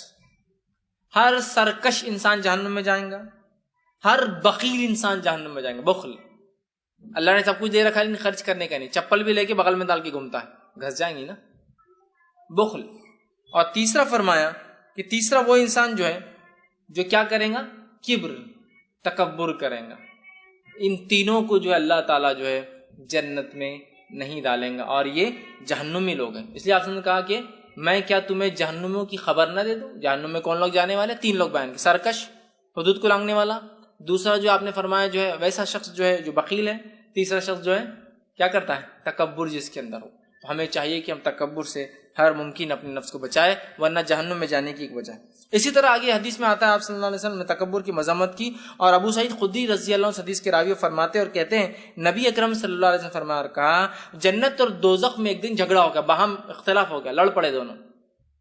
جنت اور دوزخ یاد رکھیے یہ دیکھا جائے تو غیر مجسم چیزیں ہیں, ان کو جسم نہیں ہے, لیکن اللہ تعالیٰ اپنی مخلوق میں سے جس کو چاہے زبان دے سکتا ہے اور وہ بات کر سکتی ہے. وہاں مجسم تھے. تو ایک مرتبہ آپ نے فرمایا جنت اور جہنم لڑنے لگے. اور کیوں لڑائی ہوئی, دونوں میں جھگڑا کیوں ہوا؟ دوزخ نے پہلے کہا کہ میرے اندر بڑے بڑے سرکش اور متکبر لوگ ڈالے جائیں گے. میرے اندر کون ڈالا جائے گا؟ بڑے بڑے سرکش اور متکبر. تو جنت نے اس سے جھگڑا کیا اور اس کو جواب دیا اور کہا میرے اندر مسکین قسم کے اور جو ہے کمزور لوگ ڈالے جائیں گے. ضعیف, کمزور سے مراد فزیکلی کمزور نہیں, مالی کمزور, اثر رسوخ نہیں, کوئی نہیں پہچانتا ان کو, کوئی ان کو کچھ دیتا نہیں, کمزور. اور مسکین, غریب, پیسے بھی نہیں بیچاروں کے پاس. ٹھیک, تو میرے اندر کمزور اور مسکین لوگ جائیں گے. اور جہنم نے کیا کیا, میرے اندر سرکش, اور دونوں باہم اختلاف کرنے لگے, مطلب میرے اندر یہ جائیں گا, میرے اندر وہ جائیں گے. اب جب یہ اختلاف اور کمزور مسکین قسم کے لوگ ہوں گے تو اللہ نے ان کے درمیان فیصلہ سنا دیا. اللہ نے ان کے درمیان فیصلہ سنا دیا اور فرمایا جنت تو میری رحمت ہے, میں تیرے اندر اپنی رحمت کے ذریعے جس کو چاہوں گا ڈال دوں گا, تو تم جھگڑا مت کرو, میری رحمت جس کو چاہوں گا ڈال دوں گا. اور پھر فرمایا اور جہنم سے کہا اور میں تیرے ذریعے جسے چاہوں گا عذاب دوں گا, تم بھی جھگڑا مت کرو اس سے, تم دونوں کے بھرنے کا ذمہ یہ میرا ہوگا. مطلب جنت اور جہنم اپنے شیئر مانگ رہے تھے اللہ سے, ہمارے اندر کون آئے گا, ہمارے اندر کون آئے گا. لیکن دیکھیے جہنم نے جب جنت سے اختلاف کیا, لڑائی کی, تو کیا جملے ادا کی, بہت اہم جملے. جہنم نے باقی تمام چیزیں نہیں کہی, کیا کہا, سرکش اور متکبر میرے اندر آنے والے ہیں. مطلب جب جنت جہنم کا اختلاف اور جھگڑا ہوا, لڑائی ہوئی, تو ظاہر سے لڑائی کے اندر انسان اپنی سب سے اچھی باتیں, اپنے فضائل بیان کرتا ہے, یا اس کے پاس جو اسٹرینتھ ہے وہ بیان کرتا ہے. جہنم کیا کہہ رہی, میرے اندر تو سارے سرکش اور متکبر آنے والے ہیں, اور جنت بڑی میرے اندر تو ضعیف اور مسکین آنے والے ہیں. تو یہ جملے اصل تھے, میں نے جو رکھا یہ حدیث کو اس لیے رکھا کہ ان جملوں پہ دھیان دیجئے, جہنم میں کون جانے والا ہے, اور جہنم جب لڑ رہی جنت سے تو کیا بول رہی ہے, میرے اندر کون آنے والا ہے. اس لیے کہ لڑائی کے وقت انسان جو اپنی برتری بتاتا ہے اس کے اندر کیا خصوصیت ہے. تو جہنم کیا کہہ رہی ہے, سرکش اور سرکش میں اسلام کو انکار کرنے والا, اسلام مسلمان نام کا ہو کر مسلمانوں کو تکلیف, سب سرکشی. اور دوسرا متکبر, تکبر بہت سنگین جرم ہے, بہت سنگین جرم ہے. ہم کبھی جو ہے کبر نہ کرے اللہ کی کسی نعمت پر اپنے آپ کو بڑا نہ سمجھے, ہمیشہ عاجز, اور جتنا اللہ دینا اتنا عاجز, اتنا عاجز, اتنا عاجز, جتنا دے رہا ہے اللہ. نبی اکرم صلی اللہ علیہ وسلم سے زیادہ کوئی مستحق نہ تھا کہ دنیا میں تکبر کرے, بڑائی کرے, گال پھلا کر چلے, خود پسندی کرے, اپنے آپ کو دکھاوا کرے, اترائے. اس لیے کہ آپ نبی اکرم صلی اللہ علیہ وسلم اس نعمت کے حامل تھے جو نعمت اللہ رب العزت اپنے چنندہ بندوں میں کرتا ہے, اور چنندہ میں سے ایسے چنندہ تھے. اس لیے کہ انسان پر سب سے بڑا اللہ کا فضل یہ ہے کہ اللہ اس کو نبی بنا دے, اور اس میں بھی اللہ کے رسول کو ایک فضل حاصل تھا, آپ آخری نبی تھے.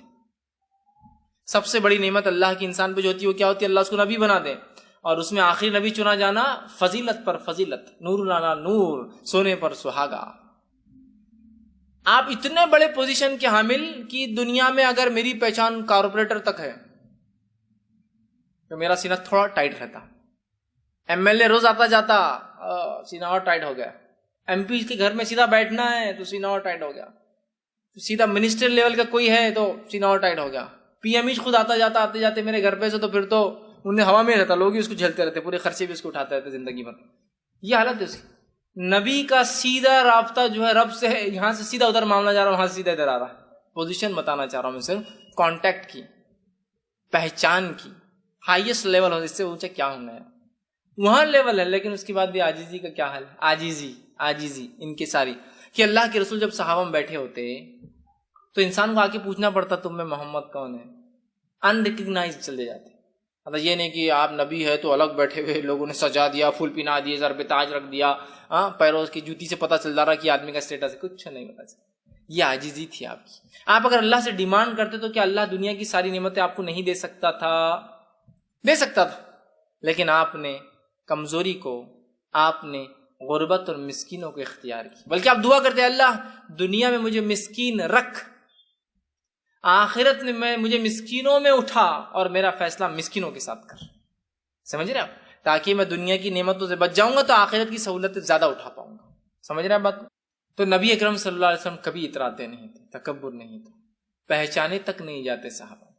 اس قسم کا آپ کا حال تھا، اس قسم کا آپ کا رویہ تھا. اور جو مالدار صحابہ بھی تھے نا، مالداری اپنی جگہ، لباس تو پہنا لاکھوں کا، لیکن اگر اپنے غلام کے ساتھ بڑھ جائے تو پہچان نہیں سکتا بھائی کیا کرنا ہے، دونوں میں سے کون مالک ہے ان کا. بات سمجھ رہے آپ؟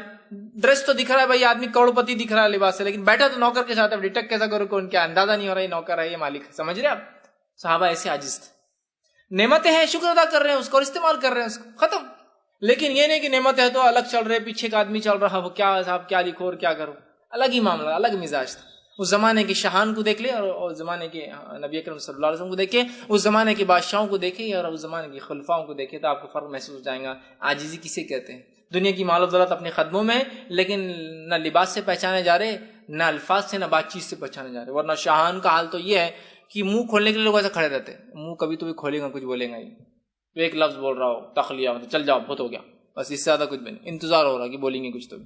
اور یہاں خلفائے راشدین کا حال یہ ہے کہ غلام کے ساتھ بات چیت چل رہی ہے، غلام کو لے کے گھوم رہے ہیں اپنے ساتھ. یا پھر ایک بار تو آتا ہے کہ امیر المومنین عمر ابن خطاب جو ہے زکوٰۃ کے اونٹ آ گئے تو اونٹ رگڑ گئے ایک دوسرے سے. وہ جو آ رہے تھے تو باڑے میں کم جگہ تھی تو رگڑ گئے. تو رگڑے سے کیا ہو گیا، ان کی ہڈیوں کے اوپر گوشت نکل گیا. ہوتا ہے آپ دیکھیے جانور کو پنجرے میں ڈالی ویسا گھومتا گھومتا اور رگڑ کے وہ نکال لے. تو امیر المومنین عمر ابن خطاب نے اپنے غلام اسلم سے کہا کہ لیپ لے کے آؤ. لیپ خود ہاتھ سے بنانے لگے. اس نے کہا میں بناتا ہوں. تو کہا اونٹ کس کے ہیں؟ تو کہا زکوٰۃ کی. زکوٰۃ لوگوں نے کس کو دی؟ اسلامک اسٹیٹ کو دی. میں کون ہوں اس کا ذمہ دار؟ تو کیوں لگائیں گا پھر زخم کو؟ میں لگاؤں. اور لیپ خود بنایا اور اونٹ کے زخموں کو اپنے ہاتھ سے لیپ لگاتے تھے. ہوتے زکوٰۃ کے اونٹ آ جاتے تھے، رگڑ لیتے تھے، کیوں تو اتنے ہوتے تھے بہت مشکل ہوتا سامان. آپ ہاتھ سے لگا رہے. مال و دولت اپنی جگہ، عمر کی اسٹیٹس حیثیت اپنی جگہ، لیکن عمر کی عاجزی اپنی جگہ. تو یہ نہیں کہ اللہ تعالیٰ نے مال دے رہے تو نہیں، تکبر نہیں ہے. مال کا ہونا نعمت ہے اللہ. نبی اکرم صلی اللہ علیہ وسلم کیا جب بچے لائے جاتے تو آپ دعا دیتے اللہ تیرے مال میں اور اہل میں برکت دے. نبی کیا بدعا دیں گا اپنی قوم کو؟ مال میں برکت کی دعا دیتے. یہ تو اچھی چیز ہے، لیکن اس پہ فخر نہیں ہونا چاہیے، اکڑ نہیں ہونا چاہیے. عاجزی ان کے سارے. تو جتنا اللہ دے اتنا عاجز، جتنا اللہ دے اتنا عاجز، جتنا اللہ دے اتنا عاجز. تو اللہ اور دیتا عاجزی کیسے اور دیتا رہتا ہے. بہرحال آگے آئیے. تو جہنمی میں جانے والے ایک لوگ متکبر. اسی طرح جو ہے ابو ہریرہ رضی اللہ عنہ فرماتے ہیں، آپ نے فرمایا کہا قیامت والے دن اللہ تعالیٰ اس شخص کی طرف نہیں دیکھیں گا جو اپنے پیجامے یا شلوار یا تیبند وغیرہ کو فخر اور غرور کی بنیاد پر ٹخنے سے نیچے لٹکاتا ہے. ویسے چونکہ میں فخر اور غرور کی بات کر رہا ہوں اس لیے میں حدیث کو لایا ہوں، لیکن یہ حدیث عام ہے ادر کی. فخر کی بنیاد پہ لٹکانا بھی حرام ہے اور یوں ہی لٹکانا بھی حرام ہے، لیکن چونکہ ابھی فخر کا باب ہے اس لیے میں یہ حدیث لایا فخر کا، جس میں لفظ جو انسان فخر کی بنیاد پر اپنے پینٹ، پیجامہ، پتلون، لنگی، ایزار کو یا نیچے پہنے جانے والی چیز کو زمین پر لڑائیں گا، وہ شخص کے بارے میں فرماتے ہیں روز قیامت اللہ تعالیٰ اس عمل کی بنیاد پر اس پر رحم نہیں کریں گا، اس سے بات نہیں کریں گا، اس کی طرف نہیں دیکھیں گا. ہوتا ہے نا بادشاہوں اور سلاطین کو دیکھیے لٹک رہا ان کا پیچھے لے کے گھوم رہے ہیں. برانی ہے تو اس کا وہ اوڑھنی لٹک رہی ہے تو 100 میٹر تک لوگ اس کو پکڑ کے کھڑے ہیں. بادشاہ ہے تو اس نے کچھ باندھا رکھا ہے اور لوگ لے کے چل رہے ہیں. یہ ہے تکبر سے کپڑے کو لٹکانا. سمجھ رہا؟ تو آپ نے کہا کہ یہ شخص جو اللہ اس پہ رحم نہیں کرے گا، مطلب جس پہ اللہ رحم نہ کرے وہ کہاں جائیں گے ہم سب جانتے ہیں. اسی طرح ابو ہریرہ رضی اللہ عنہ فرماتے ہیں ایک دوسری روایت کے اندر جو کہ صحیح مسلم کی روایت ہے، پہلی روایت بھی صحیح مسلم کی تھی اور بخاری کی روایت تھی. تقریباً روایتیں جو میں آپ سے بیان کر رہا ہوں سب صحیح بخاری اور صحیح مسلم کی متفق علیہ روایتیں ہیں. یہ صحیح مسلم کی روایت ہے. آپ نے فرمایا کہا ابو ہریرہ رضی اللہ عنہ اس کے راوی وہ کہتے ہیں کہ 3 آدمی ہیں جن کو اللہ قیامت والے دن نہ کلام کریں گا، نہ انہیں گناہوں سے پاک کریں گا، نہ ان پر رحم کریں گا۔ دیکھیے 3 سزائیں، نہ بات کریں گا، نہ گناہوں سے پاک کریں گا، نہ رحم کریں گا۔ 3 آدمی ایسے جن کو یہ کام نہیں کریں گا۔ پہلا کون؟ آپ نے فرمایا اور ان کے لیے دردناک عذاب ہے، چونکہ ان پر رحم نہیں تو دردناک عذاب ہے۔ پہلا انسان کون؟ بوڑھا زانی۔ دوسرا انسان آپ نے فرمایا جھوٹا بادشاہ، اور تیسرا انسان متکبر فقیر۔ پہلا لے لیجئے، بوڑھا زانی۔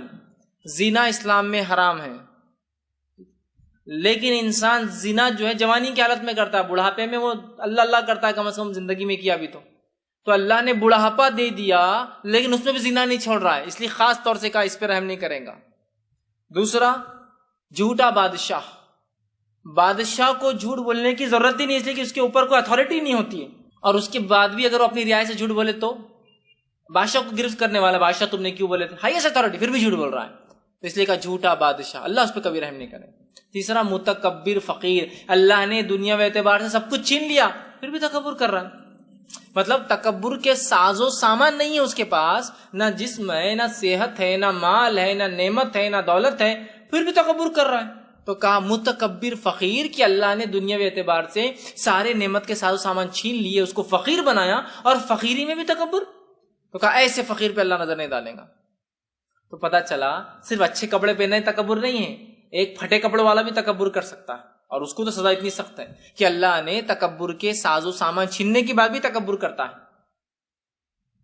سمجھ رہا؟ تو تکبر بری چیز ہے، اس کے لیے مالداری ضروری نہیں ہے، غریب بھی کر سکتا ہے، یہ حدیث تو وہی بتا رہی متکبر فقیر۔ اسی طرح جو ہے ابو ہریرہ رضی اللہ عنہ سے ایک اور روایت میں ثابت ہے، صحیح مسلم کی روایت، آپ نے فرمایا اور کہا اللہ عز و جل فرماتا ہے، مطلب حدیث قدسی ہے، اللہ عز و جل فرماتا ہے اور کہتا ہے کہ جو ہے عزت فرماتا ہے کہ عزت میرا پہناوا اور بڑائی میری چادر ہے، عزت میرا پہناوا اور بڑائی کبریائی میری چادر ہے۔ پہناوا عزت ہے اللہ کا، اور اس کی چادر ہوتا ہے نا، آدمی اپنے آپ کو اور اچھا بتانے کے لیے اور اچھا کرنے کی چادر ڈالتا، اور چادر میری کبریائی ہے، تکبر ہے، ٹھیک، تکبر میری چادر ہے۔ پھر اللہ فرماتا ہے اور کہتا ہے بس جو بھی ان میں سے کوئی ایک چیز مجھ سے کھینچے گا، بس جو کوئی مجھ سے یا تو اپنے آپ کو عزت والا سمجھے گا، مطلب لوگوں سے عزت لیں گا، ایکسپیکٹ کریں گا، اور حدیث میں الفاظ ہیں جو شخص یہ امید کرے کہ اس کے محفل میں جانے سے لوگ اٹھ جائے وہ اپنا ٹھکانہ جہنم بنا لے، ہے نا، ایکسپیکٹ۔ تو اللہ فرمایا جو عزت طلب کریں گا کہ تو عزت میرا پہناوا ہے، اور کبریائی میری چادر ہے، اور جو تکبر کریں گا تو گویا وہ میرا پہناوا اور میری چادر کھینچ رہا ہے نا، اللہ کا لباس کھینچ رہا ہے اور اس کی چادر کھینچ رہا ہے۔ تو اللہ فرماتا ہے میں اسے سخت سے سخت اور دردناک عذاب دوں گا۔ تو کبھی بھی عزت ایکسپیکٹ مت کیجیے۔ ہاں بس ہوتا ہے میں دعوت میں گیا میرے کو عزت نہیں ملی، ارے کیا کی عزت تجھے دعوت میں، اللہ کے پاس عزت تو وہ عزت ہے نا، چلو وہاں جائیں گے بہت عزت ہوتی ہے اپنی، نہیں تو نہیں جا رہے، وہ دیں گے نہیں دیں گے ان کا مسئلہ، آپ جائیے نا اپنے رشتے نبھائیے نا، بات سمجھ میں آ رہی ہے نا، بہت ہوتا ہے یہ معاملہ عزت۔ ارے عزت دینے والا اور ذلت دینے والا کون ہے؟ اللہ نے اگر تجھے اٹھا کر عزت دے رکھی ہے اور لوگ ذلیل کرتے ہو، تیرا کیا بگڑنے والا؟ اور اگر اللہ نے تجھے ذلیل کیا ہے تو لوگوں سے عزت مانگ مانگ کے بھیک مانگ کے تیرا کچھ فائدہ نہیں ہونے والا۔ تو عز من تشاء و تذل من تشاء بیدک الخیر، اے اللہ عزت تیرے ہاتھ میں ہے، ذلت تیرے ہاتھ میں ہے، تمام خیر تجھ سے ہی آتی ہے نا۔ جب یہ ایمان رکھنے والا پھر کا کوئی عزت مانگ رہا ہے، بھیک مانگ رہا ہے، سمجھ رہا؟ تو عزت اور ذلت کی وجہ سے ہم انہیں عزت نہیں مل رہی ہم کو، اور تکبر، تو عزت اور تکبر یہ اللہ کا پہناوا اور چادر ہے، جو اس پر ہاتھ ڈالیں گا اللہ نے طے کر دیا ہے کہ اس کو دردناک عذاب دیں گا، بہت سخت عذاب دیں گے اندر۔ تو لہٰذا ہم عزت طلب نہ کرے کسی سے، یہ خواہ ہوتی نا، مجلس میں آئے تو اٹھے، سخت الفاظ حدیث میں، جو مجلس میں آنے کے بعد یہ سوچے کہ لوگ میرے لیے اٹھے، جہنم ٹھکانہ بنا لے۔ آپ سمجھتے یہ پسند نہیں کیا کہ کوئی کسی کو اٹھ کر جگہ دے اس کی جگہ چھوڑ کر، سوائے اس کی کہ اس کا والد آ جائے تو پھر بچہ بیٹا جو جگہ دے گا، سمجھ رہے آپ؟ کوئی کسی کی جگہ پر نہ بیٹھے۔ عبداللہ ابن عمر رضی اللہ عنہ کا ماموں تھا، اگر مجلس میں وہ آتے اور کوئی انسان اٹھ کر تابعین ان کو جگہ دیتا، کبھی اس کی جگہ پہ نہیں بیٹھتے، وہ کہتے ہو تیری جگہ ہے، نہیں چاہیے مجھے، عزت ہے نا ایکسٹرا، نہیں چاہیے مجھے۔ صحابہ کا یہ عالم تھا، اتنے سادے لوگ تھے، اور آج ہمارا عالم کیا؟ عزت دو عزت دو عزت دو عزت دو، اور عزت کے لیے تڑپ رہے اور مر رہے ہیں، جو کہ ملنی نہیں رہی بیچاری کسی کو، ہے نا۔ اور جن کو اللہ عزت دے دیتا ہے آپ ان کو ذلیل کرو، دنیا ذلیل کرو، کتنا بھی گالیں دو، وہ عزت ماں بھی رہتے لوگوں کے اندر. کہ تو عزت و ذلت کا تعلق انسان کے عمل سے ہے، اللہ کی رضا سے ہے. پھر اللہ راضی ہو کے فرشتوں کو حکم دیتا ہے، فرشتے انسانوں کے دل میں آ کے عزت ڈال کے چلے جاتے ہیں. اور ذلت کا تعلق اللہ سے، اللہ کی ناراضگی سے ہے. اللہ فرشتوں کو کہتا میں ناراض ہوں، فرشتے آ کے پورے انسانوں کے دل میں جاتے تم سب اس سے ناراض ہو، ذلیل ہو جاؤ. تو عزت اور ذلت لوگوں سے نہیں ملتی، عزت ذلت اللہ کی طرف سے آتی ہے، ذلت بھی اللہ کی طرف سے آتی ہے. سمجھ رہے آپ بات؟ تو کبھی فکر مت کیجیے تو ذلت. تو یہاں عزت چاہیے، اکڑ اپنی بتا رہے ہیں، ٹھیک ہے. اور یہ بہت ہو رہا ہے. ہم مجلس میں گئے تو ہم کو کھانا الگ سے کھلانا چاہیے، کیوں؟ ہم عزت ماں والی جناب ہیں. جاؤ پھر تم آؤ ہی مت دعوت کے اندر. ہے نا عجیب معاملہ تھا. عزت ہے کہ بوٹیاں ڈالو مجھے الگ سے لا کے، یہ میری عزت ہے. الگ دستر بٹھائے جائے، یہ میری عزت ہے. کھانے کے اندر ہمارے لیے فلاں ہو، یہ میری عزت ہے. یہ کوئی عزت نہیں. اگر آپ طلب کر دے کہ کوئی دے دے، منع نہیں ہے. اگر کوئی کسی کو عزت دے، منع نہیں. یہاں مسئلہ کیا ہے؟ وہ طلب کر رہا ہے، مجھے دینا چاہیے. کوئی اگر کسی کو رسپیکٹ کرے، عالم دین ہے، حافظ ہے، اچھا انسان ہے، کار خیر کیا، انسانیت کے لیے بھلا کام کرتا ہے، نیک انسان، اچھی بات کرتا ہے، بالکل رسپیکٹ دینا چاہیے. لیکن ایکسپیکٹ کرنا الگ چیز ہے. دی جا رہی الگ بات ہے، میں امید کر رہا ہوں مجھے ملے، ٹھیک. تو پھر گئے پھر انسان وہاں، تو پھر اس نے اللہ کی کپڑے پر اور اس کی چادر پہ ہاتھ ڈالا، اللہ اس کو دردناک عذاب دے. اسی طرح جو ہے ابو ہریرہ رضی اللہ عنہ سے ایک اور روایت ہے. آپ نے فرمایا کہ اللہ کے رسول صلی اللہ علیہ وسلم فرمایا اور کہا کہ ایک وقت ایک آدمی نے ایک جوڑا پہنا، اپنے آپ کو تیار کیا اور چلا جا رہا تھا جوڑا پہن کر، اور اپنی نفس میں خود پسندی، عجب جس کو بولتے میں مبتلا کر دیا گیا تھا.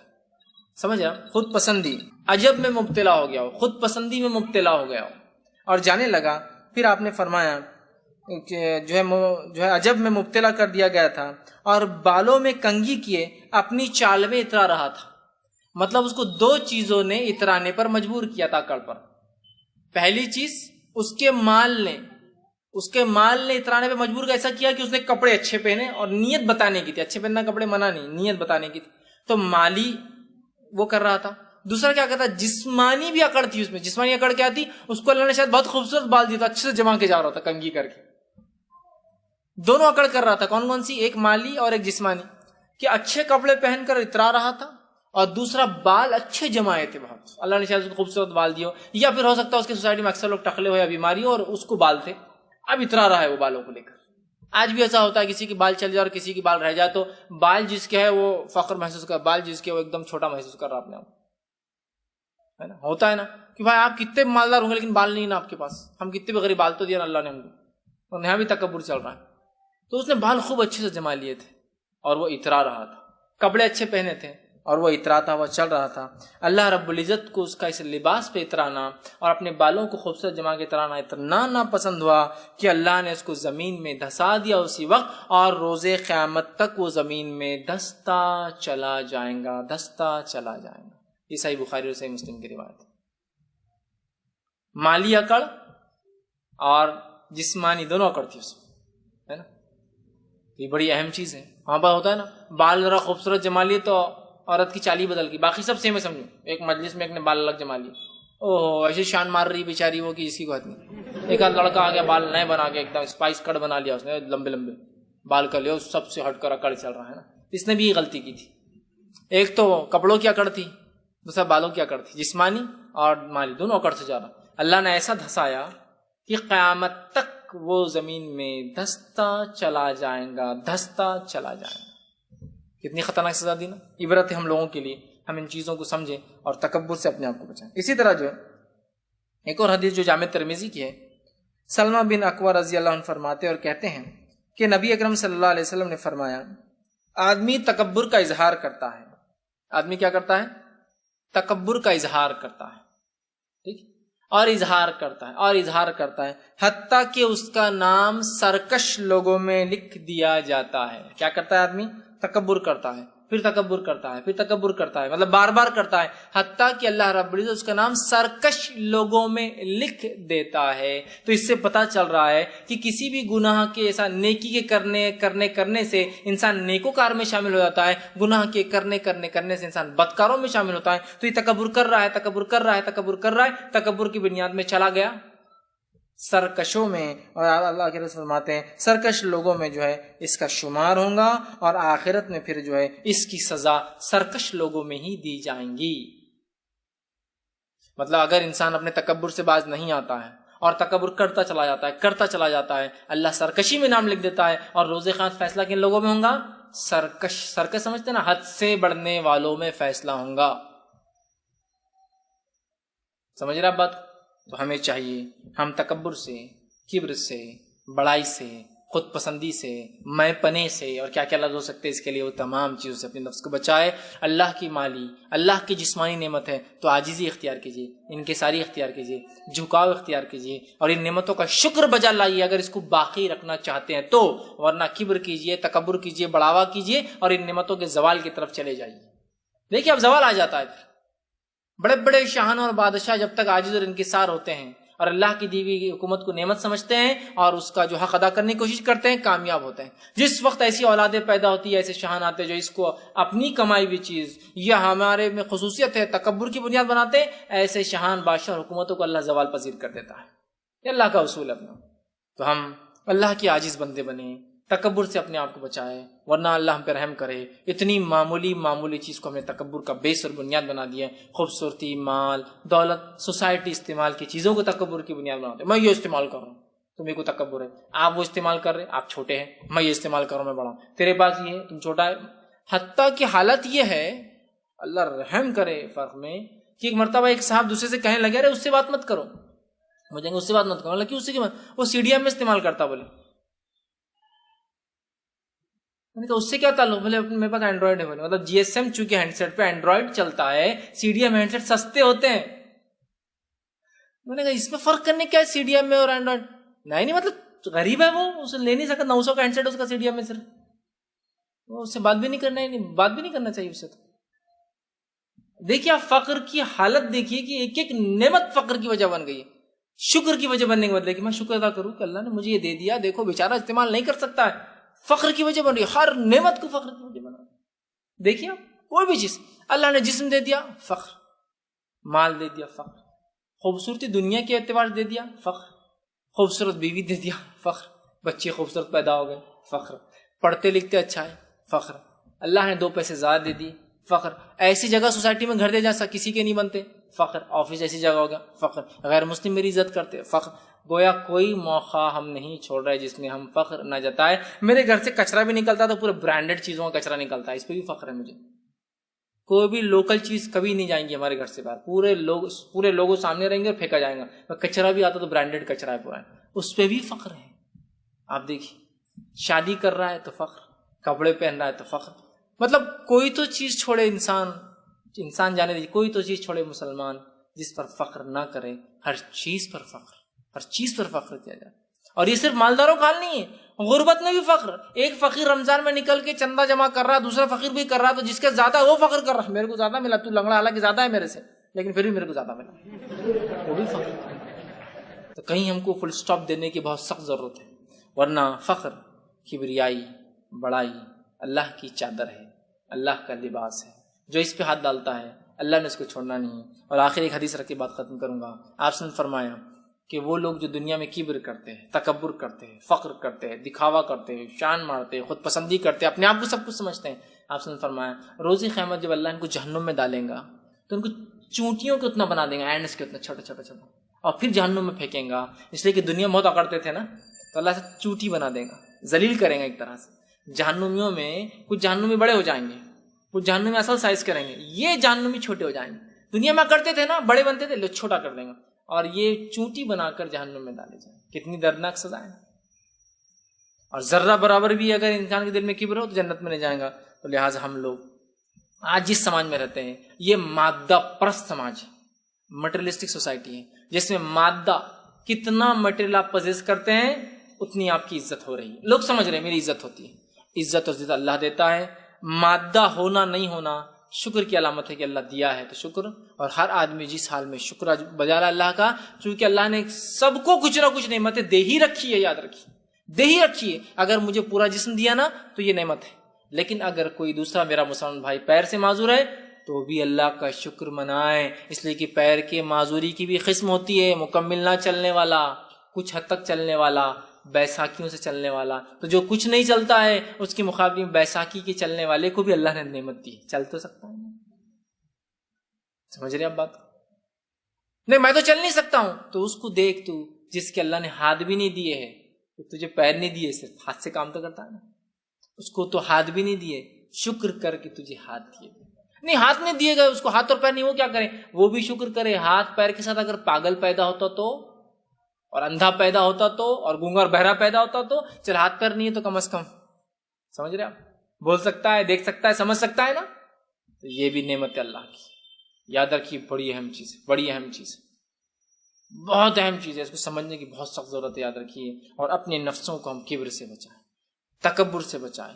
کوئی مالی، کوئی جانی، کوئی سونے کا، کوئی زیورات کا، کوئی پیسوں کا، کوئی بچوں کا، کوئی تعلیم کا، کوئی گاڑیوں کا، کوئی بنگلے کا، کسی چیز کا تکبر نہ ہو، عاجزی اختیار کر لے۔ نعمتوں کو خوب استعمال کیجیے، اللہ نے دی ہے تو یہ سمجھ کے کہ اللہ نعمت ہے، یہ امانت ہے تیری، جب تک رکھا رکھے گا، جب چاہے تو چھین لے گا، اس پر تکبر نہ ہو۔ تو ہر نعمت استعمال کرنا مومن کے لیے جائز ہے، سوائے اس کے کہ وہ کبر اور تکبر نہ کرے۔ اور تکبر کے لیے مالدار بھی ہونا ضروری نہیں، غریب بھی تکبر کر سکتا ہے۔ بہرحال اصل وہ عقیدہ ہے، اصل وہ انٹینٹ ہے، نیت ہے، جس نیت سے انسان کوئی کام کر رہا تھا۔ ہم اپنے آپ کو تکبر سے، کبر سے، دکھاوے سے، خود پتنی سے ہم اپنے آپ کو بچائیں۔ اللہ سبحانہ تعالیٰ سے آخر میں دعا ہے کہ اللہ سبحانہ تعالیٰ جو کچھ کہا سنا گیا اس سے عمل کی توفیق عطا فرمائے۔ ہم تمام کو کبر سے، خود پسندی سے، غرور سے اور اسی قسم کی جو ہے بیماریوں سے ہماری حفاظت کر، ہماری نسلوں کی حفاظت کر، ہم تمام کو اپنا عاجز اور انکسار بندہ بنا، جب تک ہمیں زندہ رکھ، ایمان اور اسلام پر زندہ رکھ۔ خاتمہ ہمارا ایمان پر ہو۔ وآخر دعوانا الحمدللہ رب العالمین۔ سبحان ربک رب العزۃ عما یصفون وسلام علی المرسلین والحمدللہ رب العالمین۔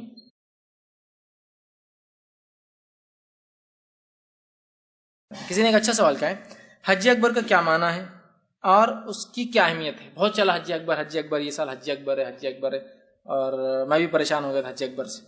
تو یہ کیا ہے؟ بہت سے لوگوں کی غلط فہمی ہے کہ جس سال حج جمعہ کے دن آتا ہے وہ حج اکبر ہوتا ہے، یہ غلط فہمی یاد رکھی۔ حج اکبر کسے کہتے ہیں؟ وضاحت کرو۔ حج اکبر کیا ہے؟ حج اکبر کہتے ہیں حج کو، اور حج اصغر کہتے ہیں عمرہ کو، سمجھے؟ عمرہ بھی حج کی ایک قسم ہے، لیکن اسے اصغر کہتے ہیں، اس کے کرنے سے ہمارا فریضہ ساقط نہیں ہوتا، تو عمرے کو کہتے ہیں حج اصغر۔ اسی لیے دیکھیں، آپ عمرہ کو جائیے یا حج کو جائیے، عرب آپ کو کیا بولیں گا؟ حاجی، حاجی بولیں گا، حاجی طریق، حاجی راستہ ہے، حاجی، حاجی بولتے ہیں۔ کیوں حاجی بولیں گے؟ آپ بولیں گے دیکھو عرب ہو کے اس کو معلوم نہیں حاجی، میں تو عمرے کو آیا ہوا ہے، اس کو معلوم ہے عمرہ کرنے والا بھی حاجی رہتا اور حج کرنے والا بھی حاجی۔ عمرہ حج اصغر ہے اور حج حج اکبر ہے۔ اب ہمارے پاس ایک نیا مسئلہ، عمرہ عمرہ ہے اردو میں، حج حج ہے، اور جمعے والا حج حج اکبر ہے۔ تو بولے یہ سال تو حج اکبر تھا، بول کے لوگ تڑپ تڑپ کے نمبر لگائے، اور جو بیچارے نہیں جا سکے کسی وجہ سے، جیسا کہ ہوا نا، اللہ ان پر رحم کرے، 100 لوگ ایسے تھے ہندوستان سے جن کو ایجنٹوں نے ٹھگ لیا، نہیں جا پائے بیچارے، تو ان کو ڈبل صدمہ لگا، حج کو نہیں جانے کا ایک صدمہ، حج اکبر کا دوسرا صدمہ۔ تو بھائی میرے، حج اکبر نام کی کوئی چیز نہیں ہے سوا حج کو ہی حج اکبر کہتے ہیں اور عمرے کو حج اصغر کہتے ہیں۔ تو کوئی جمعہ کو آنے والا حج زیادہ فضیلت کا حامل اور غیر جمعہ آنے والا کم فضیلت کا حامل، ایسا نہیں ہوتا ہے۔ تو لہٰذا حج اکبر کا معنی حج ہے، حج اصغر کا معنی عمرہ ہے، اور حج اکبر کی کوئی خاص اہمیت نہیں ہے اس لیے کہ وہ حج ہے۔ جمعہ کو آنے والا حج حج اکبر ہوتا نہیں بولے اللہ کے رسول نے جب حج کیے تھے تو وہ جمعے کا دن تھا، وہ حج اکبر تھا۔ ارے میرے بھائی، حج اکبر قرآن نے کہا، اللہ کے رسول نے جس سال حج کیا اس سال عربوں کی وہ تاریخ صحیح چل رہی تھی، مطلب وہ کیا کرتے تھے، ہر سال مہینوں کو سرکاتے تھے، اس سال لیکن مہینے اپنے وقت پہ، اس لیے اللہ کے رسول خطبہ ہے نا، اس سال سارے مہینے اپنے جو ہے وقت جو ہے آ کر پھر اسی دور پر آ گیا، مطلب اب صحیح ٹائم پر آئے۔ اللہ کے رسول نے جس سال حج کیا اس سال عرب جو گڑبڑ کرتے تھے نا مہینوں میں، 3 سال ایک ساتھ جو ذی القعدہ، ذی الحجہ اور محرم، 3 حرمت والے مہینے ساتھ آتے تھے، تب ان کو تو لوٹ مار سے برداشت نہیں ہوتی تھی، تو 2 مہینوں کو لاتے تھے، اور 1 مہینے کو کیا کرتے تھے معلوم آپ کو؟ محرم کو بولتے تھے یہ سال محرم جو ہے آخری میں آئیں گا، اس کو شفٹ کر دیتے تھے، تو ایسے شفٹنگ چالو رہتی تھی۔ لیکن جس سال اللہ کے رسول نے حج کیا اس سال عربوں کے نزدیک محرم تبھی آ رہا تھا، مطلب مہینوں کی گنتی برابر چل رہی تھی۔ آپ نے کہا زمانہ آ کر پھر وہیں رک گیا اپنی اصل اس پر، اور آج کے بعد اب دن کوئی نہیں بدلیں گا، یہاں سے سال جیسے کہ ویسے چلیں گے، سمجھ رہے آپ؟ اسی لیے آپ نے کہا تھا، اور اس سال جو حج آیا تھا وہ جمعے کے دن تھا، تو حج قرآن میں لفظ حج اکبر، ارے حج اکبر سے مراد اللہ کے رسول کو عمرے کا موقع نہیں ملا تھا نا حج اصغر کا، تو اللہ نے سیدھا حج اکبر کرا دیا آپ سے، مطلب عمرہ نہیں کرایا، حج کرا دیا، یہ مانا تھا میرے بھائی۔ تو بہرحال حج اکبر بولے تو حج کو کہتے ہیں، اور جمعے کے دن آنے والے حج کو اس کو حجی کہتے ہیں، اس کی کوئی خاص فضیلت نہیں ہوتی ہے۔ السلام علیکم۔ وہ اپن قربانی کے اندر اللہ کے رسول کو بھی کر سکتے ہیں، ساتھ اس سے اپنے سمجھو بڑے جانور کے اندر، تو اللہ کے رسول کی طرف سے کر سکتے قربانی۔ دیکھیے بھائی نے ایک سوال کیا، کیا نبی اکرم صلی اللہ علیہ وسلم کے نام سے حصہ ڈال سکتے ہیں، قربانی کر سکتے ہیں؟ اس معاملے میں یاد رکھیے جو میرا علماء کی مختلف رائے ہے علماء اس معاملے میں، جو بات میں صحیح سمجھتا ہوں وہ ایک قول آپ کے سامنے رکھ رہا ہوں، وہ یہ ہے کہ جو میت وفات سے پہلے وصیت کرے اپنی قربانی کی، اس کی وصیت وفات کے بعد کرنا درست ہے۔ نبی اکرم صلی اللہ علیہ وسلم نے اپنی آخری قربانی میں امت کی طرف سے قربانی کر دی، امت کو وصیت نہیں کہ تم کرو۔ آپ نے فرمایا کہ آخری آپ نے جو قربانی کی 2 چت قبرے بکرے تھے خسی کیے ہوئے، اور آپ نے کہا اے اللہ ایک میرے اور میرے آل کی طرف سے اور ایک میری امت کے ان لوگوں کی طرف سے جو ابھی آئے نہیں اور قربانی نہیں کر پائیں گے۔ اللہ کے رسول کتنا خیال رکھتے تھے نا امت کے لیے، فیوچر میں آنے والے لیکن بیچارے نہیں کر پائیں گے، تو اللہ کے رسول نے ہماری طرف سے کر دی، الٹا معاملہ ہے نہ کہ ہم ان کی کریں۔ تو لہٰذا جو میت وصیت کرے ان کی کرنا چاہیے، جو میت وصیت نہ کرے تو ان کی ضرورت نہیں ہے۔ اب اگر کوئی قربانی کرنا چاہے میت کے نام سے تو کیا کرے؟ تو میت کے نام سے قربانی نہیں ہوگی، قربانی کا ثواب تک کرنے والے کو ملے گا۔ ہاں اگر قربانی کر کے پورا گوشت میت کے نام سے تقسیم کرے تو انشاءاللہ میت کو ثواب ملے گا۔ کیوں؟ اس لیے کہ وہ مال تقسیم مطلب چیز دینے میں آئیں گا نا۔ سمجھ رہے ہیں بات کو؟ کہ آپ قربانی کرنا چاہے، سمجھ لیجیے آپ کے دادا کو ثواب پہنچانا ہے، والدہ کو، والد ہے منتقل فوت شدہ، تو آپ قربانی کیجئے، ثواب آپ کو ملے گا، لیکن اس گوشت کو پورا تقسیم کر دیجیے، صدقہ کر دیجیے، صدقے کا ثواب ان کو پہنچ جائے گا۔ بات سمجھے؟ لیکن کچھ علماء نے کہا نہیں، میت کے نام سے قربانی ہو سکتی ہے، اس میں بڑی لمبی بحث ہے، لیکن جو سادہ بات جو سمجھ آ رہی وہ یہ ہے، نبی اکرم صلی اللہ علیہ وسلم چونکہ ہم سے کوئی وصیت نہیں کی لہٰذا ہم کو ضرورت نہیں ہے، اور اگر یہ نبی سے محبت کی علامت ہے تو ابوبکر صدیق رضی اللہ عنہ نے کتنی بار آپ کا حصہ کیا، عمر ابن خطاب نے کتنی بار کیا، جو عثمان ابن عفان جو کہ دیکھیے 2 پہلے سسر ہیں، دونوں بھی خسر ہیں، ابوبکر صدیق اور عمر ابن خطاب 2 خلیفہ، بعد کے 2 داماد ہیں عثمان ابن عفان علی بن ابی طالب رضی اللہ عنہما، ان لوگوں میں سے کسی نے بھی اللہ کے رسول صلی اللہ علیہ وسلم کا حصہ نہیں ڈالا۔ حضرت علی کے تعلق سے جو آتا ہے کہ حضرت علی اللہ کے رسول صلی اللہ علیہ وسلم کا حصہ کرتے تھے، ابو داؤد کی حدیث ہے لیکن وہ حدیث ضعیف ہے، اس پہ کلام ہے، لیکن اگر کوئی for the sake of argument بحث کے لیے کہیں نہیں وہ حدیث صحیح بھی ہے، تو اس حدیث میں یہ ہے کہ نبی اکرم صلی اللہ علیہ وسلم نے جو کیا کیا تھا، حضرت علی کو حدیث میں الفاظ ہے وصیت کی تھی کہ میرے بعد علی تم قربانی کرنا، اسی حدیث سے میں استدلال کر رہا ہوں کہ جو میت وصیت کرے اس کی قربانی ہوں گی۔ سمجھ رہے ہیں؟ تو لہٰذا چونکہ اللہ کے رسول صلی اللہ علیہ وسلم نے وصیت نہیں کی لہٰذا ہم کو قربانی کرنے کی ضرورت نہیں ہے، اور اگر کسی کو ثواب پہنچانا کسی میت کو تو میں سمجھتا ہوں زیادہ مستحق ہمارے لوگ ہیں، انبیاء علیہ الصلوۃ والسلام کی کیا کہنا، ان کے لیے تھوڑی ہم کو مغفرت کا معاملہ ہے، ہم لوگ اپنے لیے کچھ پھر کرنا ہے تو اپنے لیے کریں، ٹھیک ہے، لیکن اگر کوئی کہے نہیں میت کی طرف سے ہوں گی تو پھر مشکل یہ کہ زندوں کا کب کریں گے آپ؟ اللہ کے رسول صلی اللہ علیہ وسلم کا، پھر کئی اور انبیاء ہیں العزم انبیاء ان کا، پھر صحابہ کا، پھر میرے دادا کا، پردادا کا، پھر ابا کے احسانات ابھی تک باقی ان کا، پھر زندگی میں اگر کوئی بیٹے مر گئے تو ان کا، کس سے کریں گے؟ بہتر چیز ہے آپ کر لیں انشاءاللہ عزیز، وہ اتنا کافی ہو جائے گا۔ کسی نے ایک سوال کیا، کیا سنی لڑکی شیعہ سے شادی کر سکتی ہے؟ تو دیکھیے سنی لڑکی کا شیعہ سے کہنا، اہل روافظ جو ہوتے ہیں شیعہ سے شادی کرنا، یہ شریعتاً درست نہیں ہوگا، اس لیے کہ وہ سنت رسول کا مکمل انکار کرتے ہیں، اور اس کے علاوہ بہت سارے غیر اسلامی عقائد ہوتے ہیں، جیسے کہ ان کے اندر الگ الگ فرقے طبقے ہوتے ہیں، سب کے عقائد بہت مختلف، جس میں سے کچھ جیسا آپ دیکھیں علوی ہے یا پھر دروز ہے، ٹھیک، ان لوگوں کے عقیدے ہوتے ہیں حضرت علی کو ہی اللہ مانتے ہیں، جیسے کہ مہابھارت کے اندر ارجن جو ہے، ارجن کی حفاظت کے لیے شری کرشنا نے اوتار لے کر آئے تھے اور ارجن کی ساری زندگی حفاظت کی، اسی طرح ان کا ماننا ہے نعوذ باللہ حضرت علی کے شکل میں اللہ دنیا میں آیا تھا اور اللہ کے رسول صلی اللہ علیہ وسلم کی حفاظت کرتا رہا۔ دوسرے کچھ ہے روافظ جیسے رابضی جن کو کہتے ہیں عام زبان میں، ان کا عقیدہ یہ کہ وہی مس پلیس ہو گئی، وہی غلط جگہ پہنچ گئی، اللہ کے رسول صلی اللہ علیہ وسلم کو حضرت علی کو پہنچنا تھی، جبرائیل علیہ السلام نے آ کے غلط جگہ پارسل دے کے چلے گئے۔ میں تو آپ سے ایک بیسک سوال کرتا ہوں، آپ کا کوریئر والا آدمی ڈالتا ہے کہ غلط جگہ پارسل، یہ بتا دو تو وہ پھر دیکھا جائے گا کہ جبرائیل نے غلط ڈالا تھا نہیں ڈالا، غلط ڈالا تھا وہی کو۔ آپ کا کوریئر والا غلط جگہ نہیں دیتا ہے اور آپ بول رہے کہ جبرائیل غلط جگہ، جس کے تعلق سے اللہ نے گواہی دیتی نزل بہ روح الامین، اس کو لانے والا فرشتہ امانت دار ہے، خصوصیت ہے ان کی روح الامین۔ بہرحال تو ایسے عقائد ہیں، اس کے علاوہ جو کمتر بھی ہیں ان کے عقائد بہت اسلام سے مختلف ہے کہ وہ حضرت علی کو امام مانتے ہیں، چلیے اللہ بھی نہیں مانتے ہیں، اسی طرح جو ہے وہی غلط ہے یہ بھی نہیں مانتے ہیں، لیکن امام مانتے ہیں. امام سے مراد یہ معصوم عن الخطا ہوتا ہے. امام معصوم عن الخطا ہوتا ہے اور اللہ کی کچھ اختیارات اللہ اس کو دیتا بارش برسانے کے، لہٰذا اس سے بھی دعا مانگی جاتی ہے. اور اسی لیے شیعوں کے نزدیک عقیدہ امام ضامن، امام ذمہ دار ہے تیرا، اور ہمارے سنی مانتے امام ضامن ہوتے ہیں. شیعوں کے 12 امام کے نام سے بنتا ہے کہ امام ضامن، امام ضمانت لیتا ہے تمہاری حفاظت کی، اس لیے ہمارا دولہا بن کے آتا ہے امام ضامن، اب حفاظت شروع ہوگی میری. تو وہ عقیدہ رکھتے ہیں کہ امام کو اللہ و معصوم ہوتے ہیں، اسی لیے اپنے آپ کو معصومین کہتے ہیں، ہے نا، یہ اپنے آپ کو معصومین کہتے ہیں. ٹھیک ہے، ان کے اس پہ دیکھیے لکھا ہوا بھی ہوتا ہے جماعت المعصومین، مطلب یہ ایسے لوگوں کو مانتے ہیں جو کبھی خطا نہیں کرتے، ان کے امام پورے کے پورے معصوم تھے. تو یہ عقیدہ بھی غلط ہے. انسان گناہ کرتے ہیں، ہم جانتے ہیں، انبیاء کی ذات کے علاوہ سب سے خطائیں اور گناہ ہوتے ہیں، تو کہتے ہیں معصوم ہے. پھر اللہ کے اختیارات میں اختیار بھی ہے، کہتے ہیں یہ دے سکتے، وہ دے سکتے، فلاں کر سکتے، تو لہٰذا ان سے نکاح نہیں ہو سکتا، اس لیے کہ ان کے غیر اسلامی وہ ہے. اسی طرح شیعوں کا ایک ایسا طبقہ ہے جن کو جو ہے آپ جو ہے یمن کا ایک شیعوں کا ایک طبقہ ہے، وہی ایک ایسا طبقہ ہے جس کو علماء نے جو ہے سنیوں کے اندر گنا یاد رکھی. ایک ایسا طبقہ ہے، یاد رکھی، زیدیہ. ٹھیک، ایک طبقہ ہے. زیدیہ میں بھی 2 قسم ہوتی ہیں، ایک روافظ میں بھی ہوتے ہیں، لیکن یمن کا زیدیہ جو فرقہ ہے یہ اہل سنت والجماعت سے ہے.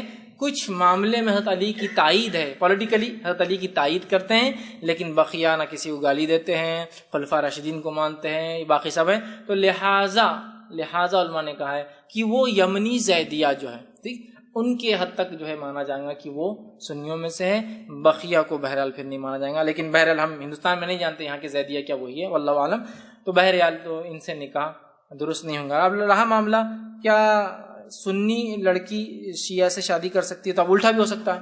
کیا سنی لڑکا جو ہے شیعہ لڑکی شادی کر سکتا ہے؟ دونوں کے لیے نہیں، یاد رکھیے.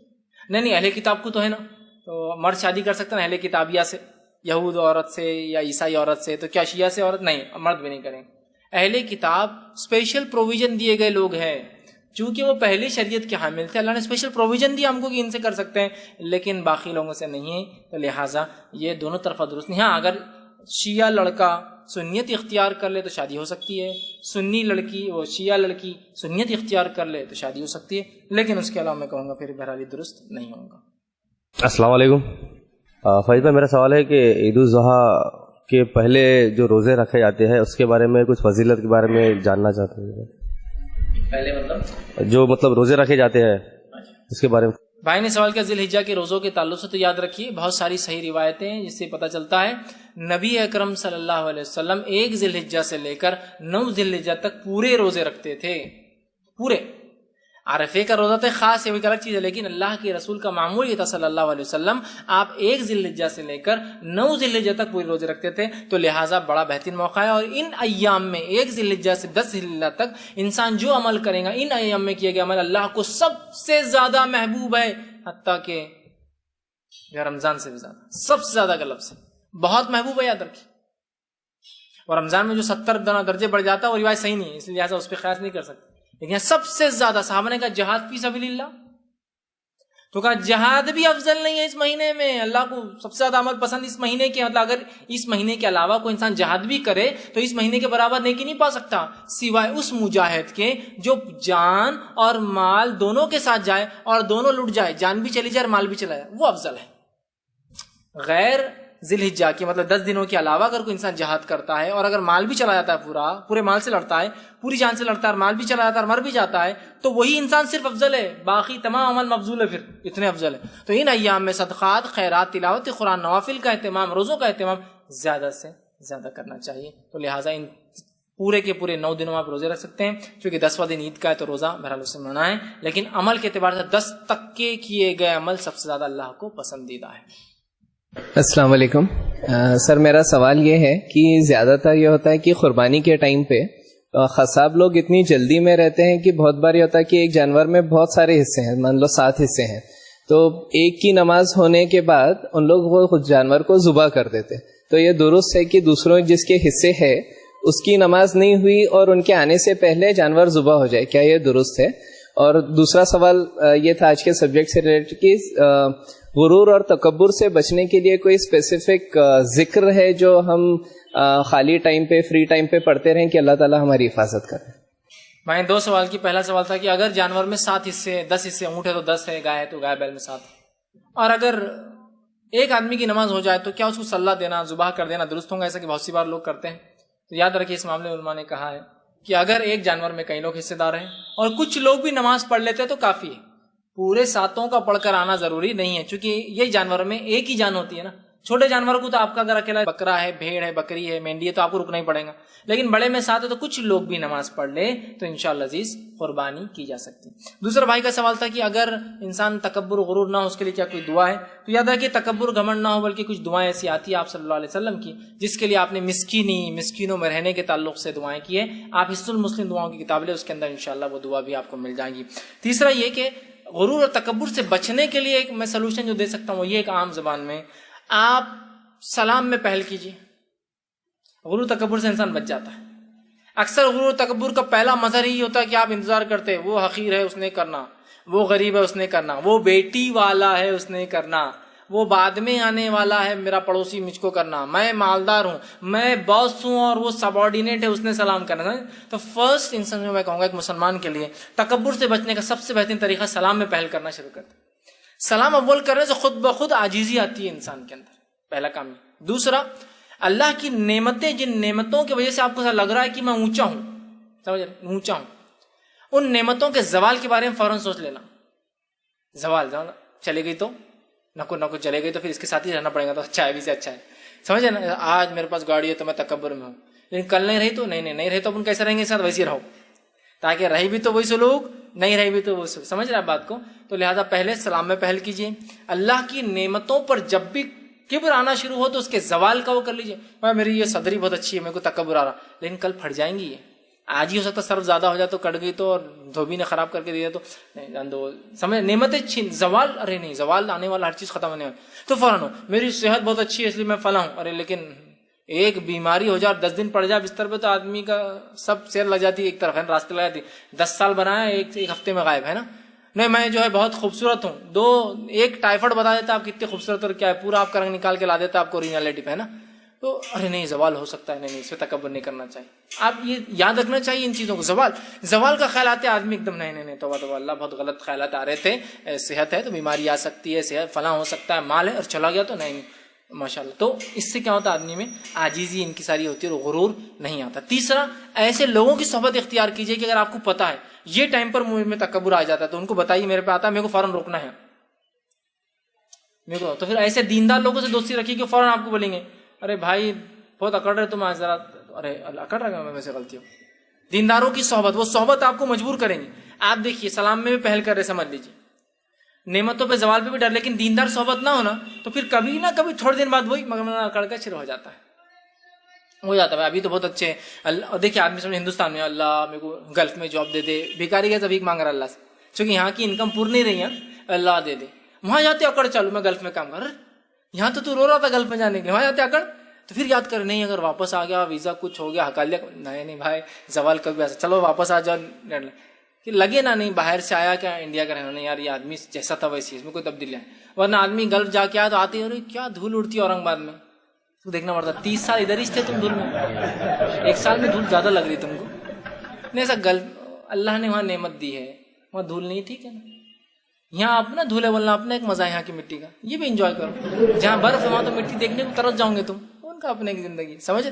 تو تکبر فوراً زوال نہیں، زوال آ گیا تو یہاں سے جا رہے تھے اللہ سے گرلا رہے تھے اللہ ہمیں رزق کی کشادگی کے لیے، وہاں جا کے تکبر کر رہے، ارے نہیں زوال. اور ایسی صحبت جو آپ کو تاکید کرے کہ دیکھو کہیں گڑبڑ ہو رہی ہے، تھوڑا اپنے آپ کو کنٹرول میں لائیے. تو انشاءاللہ یہ 3 چیزیں ہوں گی تو کچھ نہ کچھ حد تک انسان جو ہے کنٹرول میں آ جاتا ہے اور پھر وہ جو ہے کبر اور تکبر کی طرف نہیں جاتا ہے. جی السلام علیکم. اگرچہ ہمیں عرفات کا ایک روزہ رکھنا ہے تو کون سے عرفات کو دیکھنا چاہیے، یہاں کے یا سعودی کے، یا دونوں بھی رکھ سکتے؟ بہرحال اس معاملے میں جو ہے بہت سارا اختلاف اس سال پایا گیا، اور وہ یہ ہے کہ کب رکھنا چاہیے ذی الحجہ کا روزہ. مطلب یہ جو عرفے کا روزہ جو کہتے ہیں 2 سال کے گناہوں کا کفارہ ہے، تو یہ کب رکھنا چاہیے کہ 9 ہمارے ہندوستان کی 9 ذی الحجہ یا سعودی عرب کی 9 ذی الحجہ. تو اس معاملے میں میں نے پچھلی مرتبہ بھی جو ہے کچھ اقوال علماء کے نقل کیے تھے، لیکن بہرحال میں ان اقوال کو نقل نہ کرتے ہوئے ایک سادہ اگر کوئی ایک انسان جاننا چاہتا ہے تو اپنے علاقے کی 9 ذی الحجہ کو رکھے. اس لیے کبھی کبھار مسئلہ یہ ہوتا ہے کہ آپ اقوال رکھتے ہیں لوگوں کے کہ علماء کی ایک جماعت اور وہ اقوالی وجہ بن جاتے ہیں آپ کو نشاندہی کرے انہوں نے ایسا بولے انہوں نے ایسا کرے، جبکہ وہ بھی اقوال موجود ہیں. امت کو دینا چاہیے. جب بھی ہم کسی چیز کو بیان کریں ہمارا کام ہے کہ ہم تمام چیزیں اگر ایک میں موجود ہے بتا دیں، لیکن کبھی کبھار لوگ اسی کو لے کے آپ کو جھنجھوڑنا شروع کر دیتے. اب بولو امریکہ والے کیسا رکھیں گے؟ تم بول رہے کہ 9 عرفے کا ایک روزہ سعودی عرب کی 9 کے حساب سے رکھا جائے گا، تو امریکہ میں تو عید ہو جاتی اس دن، تو ان کو تو نہیں ملیں گا. ٹھیک ہے، لیکن علماء کی جماعت کا ایک قول ہے یہ بھی رکھنا درست تھا. بہرحال آپ کو لگ رہا وہ ہے تو ان کے لیے پھر وہ قول ہے دوسرا والا کی جو سادی بات ہے وہ کیا ہے 9 ذی الحجہ.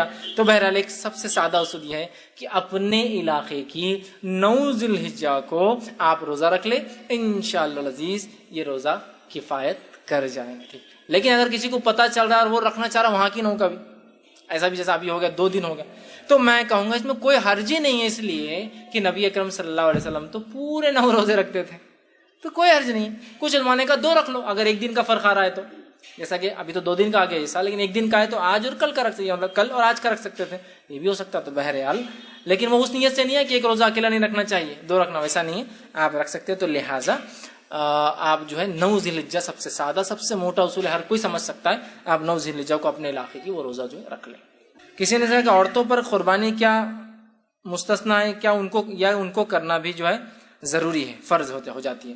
تو دیکھیے عورتوں پر قربانی کب فرض ہوتی ہے، شاید اس طرح کا سوال ہے. تو یاد رکھیے عورتوں پر قربانی فرض کا تو کوئی معاملہ ہی نہیں، اس لیے کہ قربانی تو نہ مرد پہ فرض ہے نہ عورتوں پہ فرض ہے.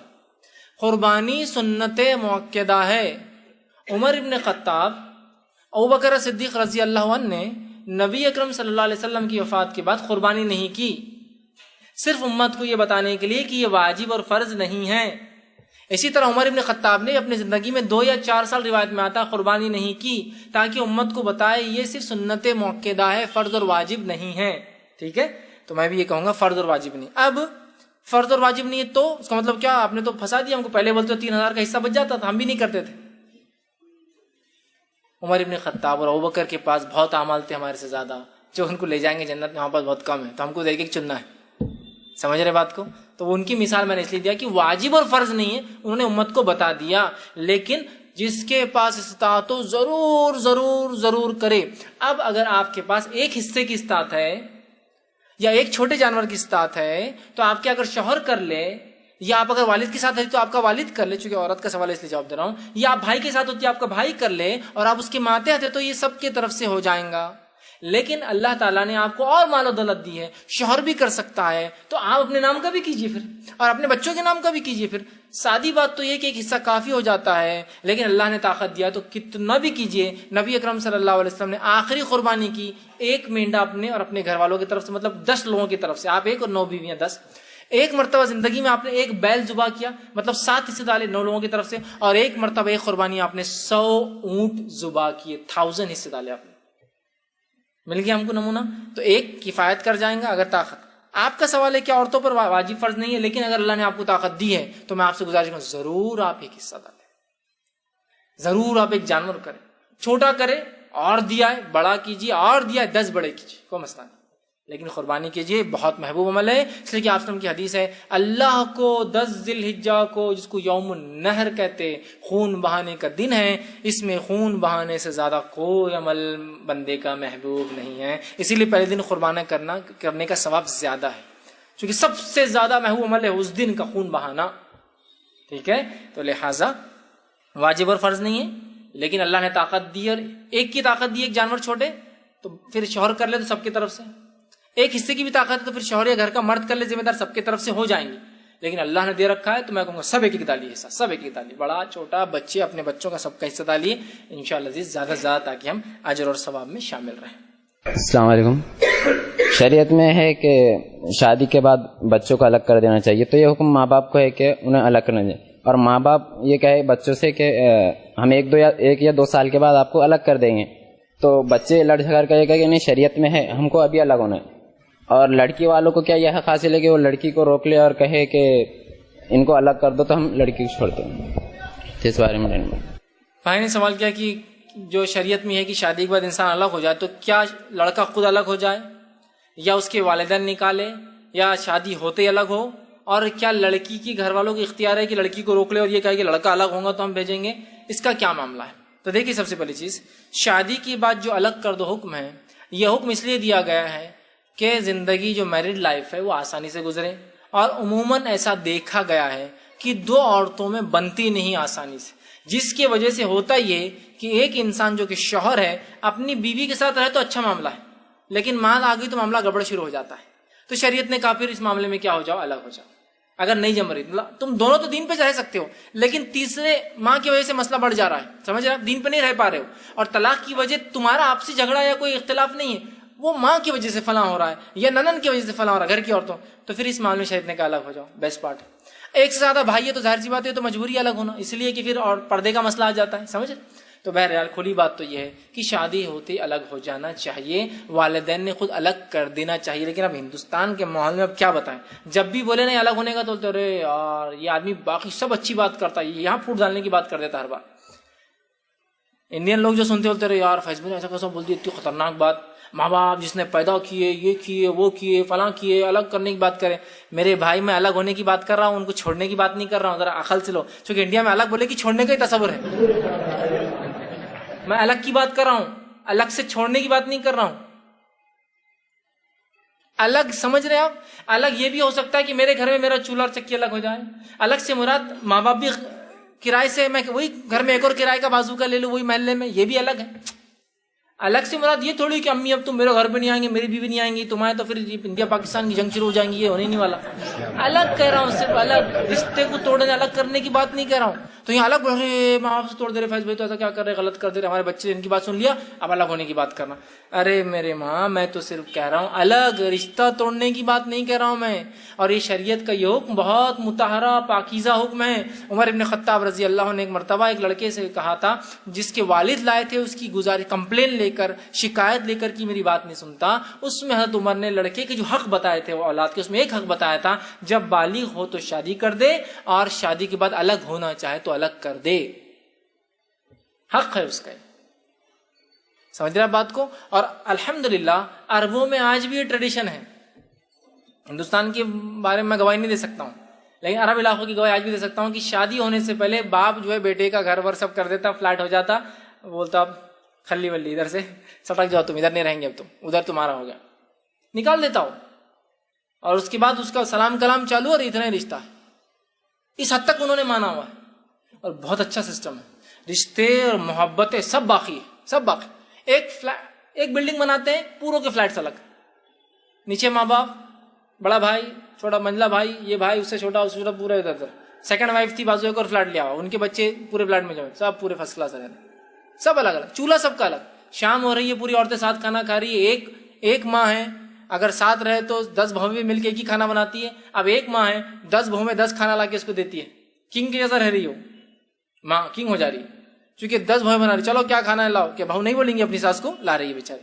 تو جہاں ایک بہو یا 10 بہو ایک گھر میں رہیں گی، ایک کھانا بنے گا، سب وہی کھا رہے نا. یہاں 10 بہویں بنا کے لا کے دے رہی تو یہ کنگ بن گئی، مطلب بادشاہ بن گئی وہ ساس. تو لیکن ہمارے پاس ایسا ہے کہ نہیں، دودھ کا خرچ نہیں چھوڑوں گی تو الگ ہو گیا تو تیرے کو یہ نہیں چھوڑوں گی، مر گئی تو تمہیں روح تیرا پیچھا کریں گی، خبر میں تیرے کو یہ کروں گی، آخر میں دودھ معاف نہیں کروں گی، الگ ہوگا تو فلاں ہو جائیں گا. بھی بولتی تم الگ نہیں ہو، تم الگ ہو جاتی. اب کیا کرنا، یہ بیچارہ تو ربڑ بن کے بیچ میں چلتے رہے. اس پر فیصلے بول رہے الگ ہو جاؤ، دوسرے مولانا بولتے نہیں الگ مت ہو، انہوں بول رہے فلاں ہیں، انہوں بہکا رہے، انہوں سمجھا رہے، انہوں یہ کر رہے، یہ مسئلہ بڑھ جاتا. آپ کے سوالات کیا تھے؟ پہلا، کیا لڑکا خود الگ ہو سکتا ہے؟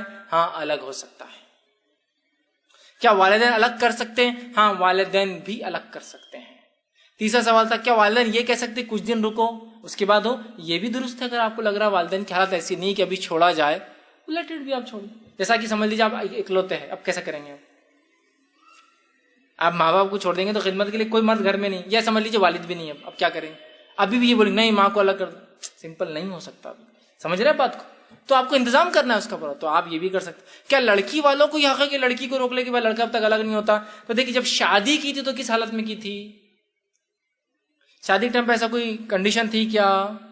نہیں تھی. تو پھر یہ وہ کنڈیشن نہیں لگا سکتے. سمجھداری کا تقاضا یہ ہوگا طلاق نہ پڑے بول کر الگ ہو جائے، یہ الگ چیز ہے، لیکن ڈیمانڈ کرنا درست نہیں. جب شادی ہوئی تھی کیسے گھر میں رہتا تھا وہ؟ ماں باپ کے ساتھ رہتا تھا، تب تو الگ بات ہے. ہاں آپ یہ بول سکتے شادی ہوئی تو رہتا تھا، شادی کے بعد بہت سارے مسائل پیدا ہو گئے، لیکن ہمارے پاس ہوتا کیا معلوم آپ کو؟ بہت ساری مائیں. دیکھیے ایک ہی عورت ہے، اور میں یہ بات ہمیشہ کہتا ہوں، عورتوں نے عورتوں پر جتنا ظلم کیا نا، مردوں نے کبھی نہیں کیا اتنا ظلم عورتوں پر. سب سے زیادہ ظلم اگر کوئی کرتی ہے کسی پر تو عورت ہی عورت پہ کرتی ہے. سسر نے بہو کو روز مارا, ایسا کوئی خبر ملیں گی آپ کو؟ ساس مارتی تھی. سسر روز تانے دے رہا, کوئی نہیں ملے گا. ساس روز تانے دیتی ہے. آپ دیکھیے عورت بھی ہوتی ہے نا, بہو بھی ایسی ہوتی, بہو روز تانے دے رہی, بہو پیٹ کی نکال رہی اپنی ساس کو, ایسے واقعات بھی ہم نے سنے. سمجھ رہا ہے بات کو؟ تو بہرحال عورت ہی عورت پہ ظلم کر رہی ہے. اچھا لڑکی پیدا ہو جاتی سب سے زیادہ کس کو رونا آتا؟ ساس کو جاتا, لڑکی پیدا ہوگی, میرے کو پوتی پیدا ہوگی. تو لڑکی عورت ہی عورت پہ سب سے زیادہ ظلم کرتی, مرد نہیں کرتا. پھر مرد کو طریقہ مل جاتا, اچھا میری بیوی بولتے سسر ہی بولتا, ارے کیا تم نے پوتی پیدا کر لی, پوتا ہونا تھا ہم کو, تو پیسے زیادہ بھرنا تھا پھر آپ نے. اچھا نہیں, پیسوں سے بچے نہیں پیدا ہوتے, سمجھ میں آ رہا. تو پھر کچھ نہ کچھ کیا ترکیب ہو سکتی ہے؟ تو پہلے سوچنا, شادی ہوتے سوچنا کہ اپنے کو پوتا چاہیے, پوتا چاہیے, پوتا چاہیے, کیجیے اس کے لیے تدابیر. پیدا ہونے کے بعد آپ بولیں گے پوتی ہوگی تو کیسے چلیں گے؟ تو بہرحال پھر وہ جو ہے عورت جو ہے, پھر کیا ہو رہا ہے کہ اب دو عورتیں گھر کے اندر آ گئی, اب وہ دونوں کا نہیں جم رہا ہے کسی بھی شکل و صورت کے اندر. ٹھیک, تو ایک عورت ہے دیکھیے, وہ کیا کرتی ہے جب بچی کو شادی کر رہے ہیں اس کی, ٹھیک, شادی کر رہے ہیں اس کی بیٹی کی شادی, بیٹا جاتے ہی الگ ہو جانا, شریعت کا حکم ہے. یہ کیا حکم ہے شریعت کا؟ جاتے ہی الگ ہو جانا, ساس کی نہیں سننا, شریعت کا یہ حکم نہیں. لیکن الگ ہونے کے حد تک ٹھیک بات, اور یہ کر دینا ٹھیک ہے, بہت اچھی بات ہے کہ آپ نے بیٹی کرے شریعت کے مطابق الگ ہو جائے. آپ کے بیٹے کی بھی جب شادی میں تو یہ بولنا بیٹے کو, بیٹے بہو کو لاتے الگ کر لینا, شریعت کا حکم ہے. نہیں وہ کیسا جائیں گی, میں اپنی ساس کے نزدیک 30 سال گھسی تمہارے دادی کے سامنے, اور بہو کو چھوڑ دوں گی میں.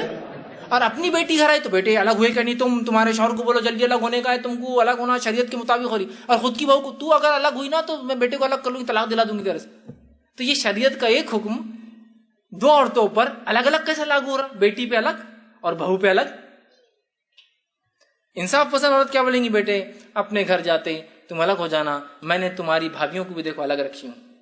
ہمارے خاندان میں الگ ہونے کی پرتھا چلی آ رہی ہے, جو شرعی پرتھا ہے, مطلب شریعت کے مطابق یہ ایک سسٹم ہے, ہونا چاہیے. تو دیکھیے ایک ہی عورت ہے, دو پہلو دیکھیے اس کی. خود کی بہو کو تو چھوڑیں گے نہیں, 10 بہویں کسی کو بھی نہیں چھوڑ رہی آج تک, سب کو پکڑ کے رکھی ہوئی ہے, سب کو وہی ہماری ساس تو بولے ہم ہاتھ رکھ کے ہم پہ بیلن چلاتی تھی, اتنی تکلیف دی, ہم تو کچھ نہیں کر رہے, ہماری ساس تو ایک ٹائم بچاوا کھانا دیتے, ہم تو مطلب احسان کرے 3 ٹائم دے رہے تم کو. تم کون سا احسان کر رہے اس کو 3 ٹائم دے کے, اس کا حق ہے وہ, اگر نہیں دیتے تو تمہاری ساس کو جو ہوگا قیامت دن تم کو وہی ہونا کیا, وہی ہونا کیا. تو ساس اگر اپنا مزاج بدل لیتی اور بہو کے ساتھ ویسا رہتی تو میں سمجھتا ہوں کوئی مسئلہ نہیں, دونوں ساتھ بھی رہ سکتے. شریعت میں الگ ہونا کوئی ضروری نہیں ہے, یہ ایک سسٹم ہے. اگر آپ کو بے پردگی کا مسئلہ ہے, جم نہیں رہی تو ہے, کوئی ضروری نہیں, اور تم الگ نہیں ہوئی دین کی اتنی بات کرتے نہیں, ضروری نہیں ہے. اگر جم رہا ہے, پردے کا کوئی مسئلہ نہیں ہے تو کوئی مسئلہ ہی نہیں ہے. پھر گھر میں 2 بھائی ہے 3 بھائی ہے, سب پردہ کر رہے ہیں, عورتیں ان کی پردہ کرتی ہے, پردے کو مسئلہ ہے تو لیٹ اٹ, بہت اچھی بات ہے نا, ساتھ رہنے میں کوئی مسئلہ تھوڑی ہو. لیکن ایسا ساتھ رہنا کہ ساتھ رہ کے بھی دل جو ہے دور دور ہے, کیا فائدہ. تو اگر جب وہ لڑکی آئی تھی آپ ساتھ رہ رہے تھے تو پھر روکنے کا حق تو نہیں ہے. ہاں بیٹھ کر بات کی جا سکتی کہ الگ ہونے کی کیا وجہ ہے, کیا شرعی ضرورتیں ہیں, کیا ہو رہا ہے, کیوں نہیں جم رہی ہے. اور 2 لوگ جب ساتھ رہ کے دین پر نہیں چل سکتے ہیں تو سب سے اچھا سولوشن الگ رہ کے چلے. جیسا بہو ہے ساس ہے, نہیں چل سک رہے دین پہ ساتھ رہ کے, میں کہوں گا الگ ہو جائیے, اتنا ہی سمپل ہے. اب الگ بولے تو انڈیا میں سیدھا رشتہ توڑ دیے, اور معاملہ تو ایسا ہوگا کہ عورتیں بھی اس چیز کو سمجھیں.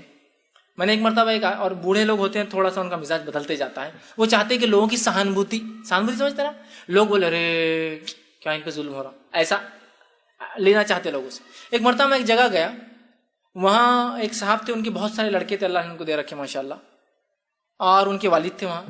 میں جب گیا تو اچھے بیٹھے ہوئے, ایک دم بہترین بیٹھے ہوئے, اور جو ان کے کام ہے چل رہے, پوتا اور پوتیاں خدمت کر رہے, ناتے اور نوازیاں خدمت کر رہے, سب. مجلس جمی, محفل جمتے ہی وہ شخص نے عجیب حرکت کیا, میں دیکھ رہا, اٹھ کر جھاڑو لے کے جھاڑو دینا چالو کر دی باہر کے آنگن کی. اب جیسے انہوں نے جھاڑو دینا چالو کرے, اب جو نئے مہمان آ رہے, ارے کیا رے ایسا رکھتے کہ اپنے باپ کو, گاؤں کا ماحول تھا, کیا رے ایسا رکھتے کہ اپنے باپ کو جھاڑو دے رہا نا وہ, اور انہوں نے جھاڑو لے کے بڑے آ رہے. کیا بولتے, بچے ہو گیا سب کا جدھر ادھر, کیا بولیں گے اپنے. میں بولا حضرت تم جب سے تو آرام سے بیٹھے ہوتے, میں کب سے دیکھا, تم صبح سے میں یہاں پروگرام میں آیا ہوا, تم بیٹھے ہوئے, جب پبلک آنا شروع ہوئی تم نے جھاڑو دینا چالو کر دی. پبلک اٹریکشن, بہت ظلم ہو رہا. تو یہ تھوڑا یہ ایک ٹینڈنسی انڈیا میں کیسے بتانا بہت ظلم ہو رہا بوڑھوں پر, اس سے نکلیے میرے بھائی. کہیں کو اپنی کمزوری خود کہیں کو بتا رہے کسی. چلیے بہویں کام نہیں کر رہی, میں سمجھا, تمہارے بیٹے تو ہر خدمت کرتے نا, پھر تم جھاڑو دے کر کیا بتانا چاہ رہے پورے لوگوں کو, اتنی مصیبت زدہ ہوں میں. اچھا آنے والے بہت شانے رہتے, وہ ایک پارٹ کو دیکھ کر لگتے پورے جیسا پورا دن بھر جھاڑو دیتا ہے ابا. پوچھ رہے بھی نہیں کہ حضرت تم ابھی جھاڑو دے رہے یا تم جھاڑو دیتے رہتے دن بھر, कुछ नहीं, बस अरे कैसे बेटे इतने देते अल्लाह ने दद्दा, कुछ काम के नहीं है, नको रे बाबा ये बेटे होना ही नको, क्या फायदे के बेटे। अच्छा ये बुढ़ा खुद घर पे ऐसी करता हरकत है, फिर तरबिया इसको मालूम है चाल कि वहां अपने बेटों को बदनाम करना। तो एक फितरत होती है, उस फितरत को बहुत सी बात औरतें लागू कर देती हैं। जैसे कि देखिए अब शादी हुई घर के अंदर, तो औरत दूसरी औरत से क्या सवाल करेगी, इधर जिनके घर में बहू आई और जिनके घर से आई, दोनों पे सवाल क्या होते हैं देखिए मैं बताता हूँ। इनके घर में अब औरत आई, एक अच्छी है कि बहू, कर रही का काम, पहला सवाल ये, और कुछ नहीं दूसरा, तुम कैसे है, तुम्हारी सेहत, बहू।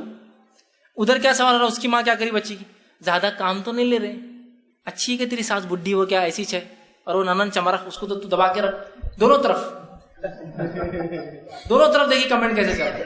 नहीं होने वाला झगड़ा देख, शादी में ना बहुत ही वो तेरी सास बहुत वो कर रही थी। अब मैं बताऊंगी बेटे तेरे दरी तेरी सास को, तेरे शौहर तेरा अच्छा है मसला नहीं है, लेकिन तेरी सास और तेरे ननद जो है ना वो फूलों के साथ आए हुए कांटे, उनको निकालना मेरा काम बेटा, ये बोलती।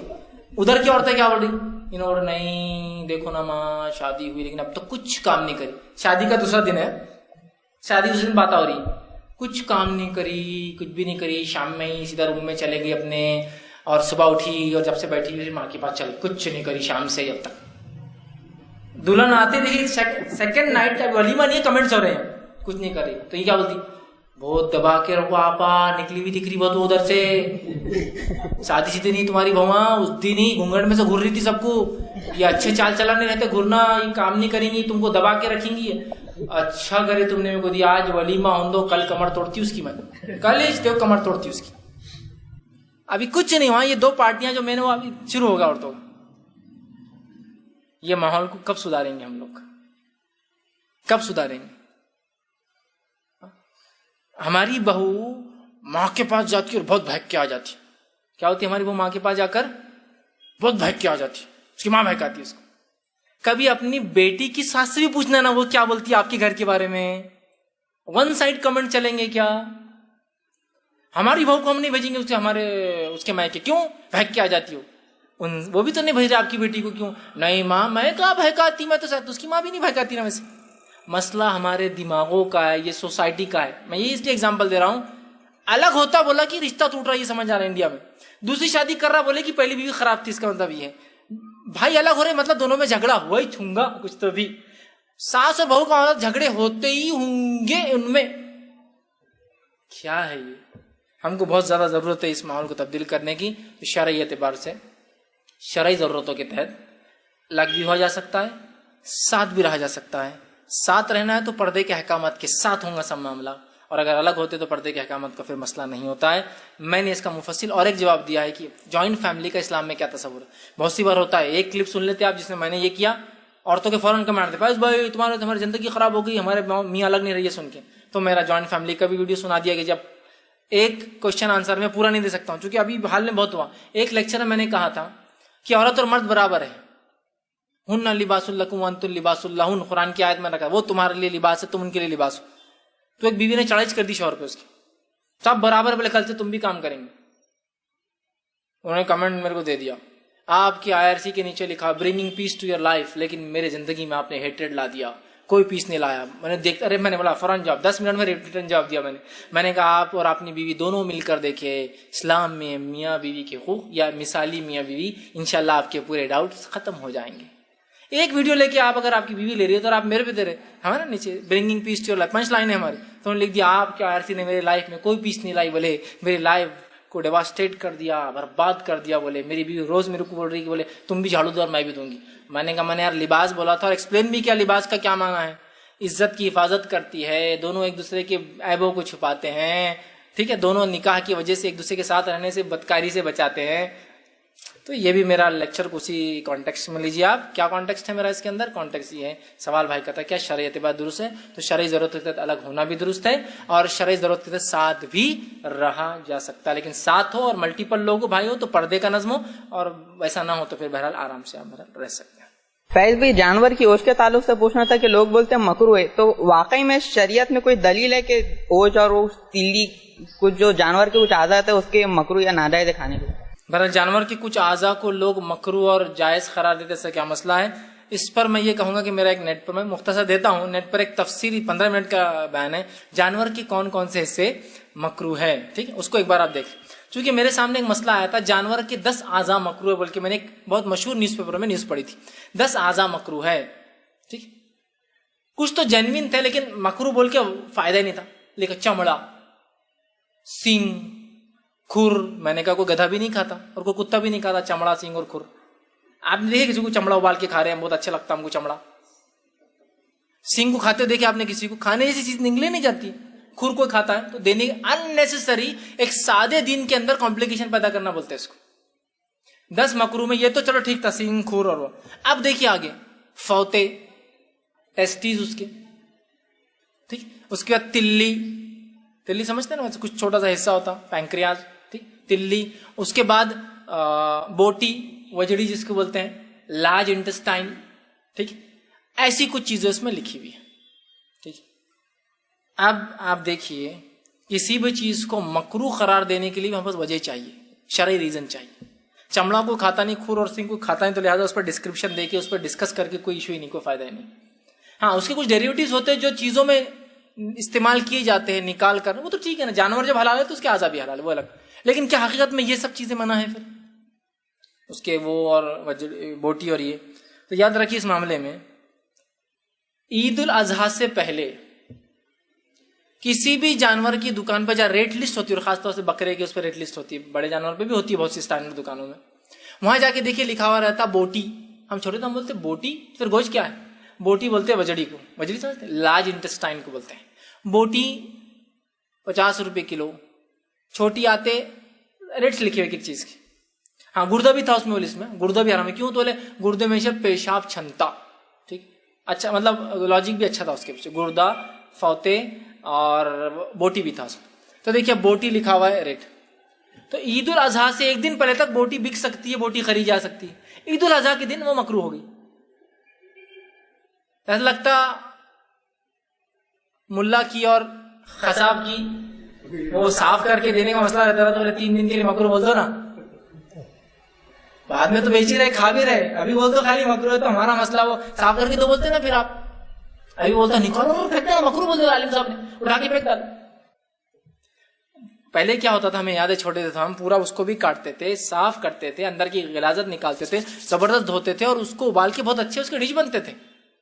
ٹھیک, تو آپ بولے بول دو نا تم نکالنا مکروہ. اب عالم صاحب مکروہ بول دی تو پورا کا پورا لا لے اور راستے میں پھینک دے رہے. میرے بھائی ٹھیک ہے, آپ کو نہیں استعمال کرنا الگ بات ہے, لیکن دوسرا تو کھا سکتا ہے نا غریب. آپ جب مکروہ بولے تو لوگ سمجھ رہے کھا ہی نہیں سکتے. تو عید کے ایک دن پہلے تک لکھا ہو بوٹی کلو, کیا کلو, اور عید کے دن اور بعد میں قربانی میں حرام بوٹی, مطلب مکروہ ہو گئی بوٹی. آپ اندازہ لگائیے یہ کہاں کی بات ہو رہی ہے. تو ایسا مسئلہ ہو گیا. ایک جوک ہے, میں کسی پہ برائی کے انداز سے نہیں, صرف ایک بتا رہا ہوں. ایک علم والے صاحب تھے جن کو لوگ عالم صاحب بولتے تھے. وہ اپنے گاڑی پہ ایک بار جانے لگے تو کتوں نے بھونکنا شروع کر دیا. کتوں نے بھونکنا شروع کر دیا تو وہ پلٹ کر رک گئے اور بولے دیکھو بھونکنا بند کر دو نا تو حلال ہونے کا فتویٰ دے دوں گا. سمجھ جاؤ, اپنے آپ کو سدھار دو تو حلال ہونے کا فتویٰ دے دوں گا. تو کتوں نے بھونکنا بند کر دیا, پھر اس لیے بہت مشکل ہوتی ہے. حلال دے دیں گے, کھا جائیں گے لوگ. تو مکروہ کہاں سے ہوا؟ اچھا, فوتے مکروہ. کیوں مکروہ نہیں بولے؟ اس میں سے ڈیٹیلز آپ کو پتا ہے, ویسا ہوتا اولاد پیدا ہوتی جانور کی تو اس میں ذرا نکلتا. ٹھیک ہے, جسم کے اندر کی باتیں. میں وضو کر رہا ہوں تو میرے پیٹ میں کیا کچھ نہیں ہے, ابھی کھانا کھایا ہوں جو غلاظت بن چکی ہے, کچھ نکلنے کے لیے تیار ہے, کچھ باقی ہے, کچھ کو روک کے رکھا ہوں گا, میں ہو سکتا جانا ہوں گا, لیکن وضو تو ہو رہا ہے میرا. نہیں نماز کیسے ہوں گی, اندر اتنا سب جمع ہے آپ کے, کیسا آپ پاک ہو سکتے ہیں؟ نکلنے کے بعد پاکی اور ناپاکی اندر ہے, جب تک نہیں مسئلہ ہے. یوریا جب تک میرے پیٹ میں ہے, ابھی جسم میں بھی ہے تو یوریا ہی ہے وہ. جب وہ شرمگاہ کے ذریعے پیشاب کی شکل لیں گے تب حرام ہے پیشاب کو چھیٹے اڑے اور یہ سب ہوا. تو پیشاب کی چھیٹے اڑے تو جہنم خبر کا عذاب ہوتا ہے نا, پیشاب پیٹ میں تو ہوتا ہے خبر کا عذاب. اب تک میرے جسم کا حصہ ہے وہ, ابھی اس کا ایشو نہیں ہے کچھ بھی. سمجھ بات؟ تو بولے فوتے خراب ہے. میں نے بولا جا کے عربوں کو بولو کوئی فوتے خراب ہے, وہاں تو ڈشا کھاتے جا کے, ان کے اسپیشل بنتی فوتوں کی ڈشز, وہ کھانے کو تیار ہے, اور یہاں بولے فوتے مکروہ ہے بولے. ٹھیک, پھر کیا تو بولے گردہ مکروہ. گردہ کیوں مکروہ؟ تو بولے اس میں پیشاب چھنتا. سبحان اللہ, یہ پیٹ کے اندر کی بات ہے, باہر آنے کے بعد پیشاب کہلایا جاتا ہوں. سمجھ رہے نا آپ بات کو؟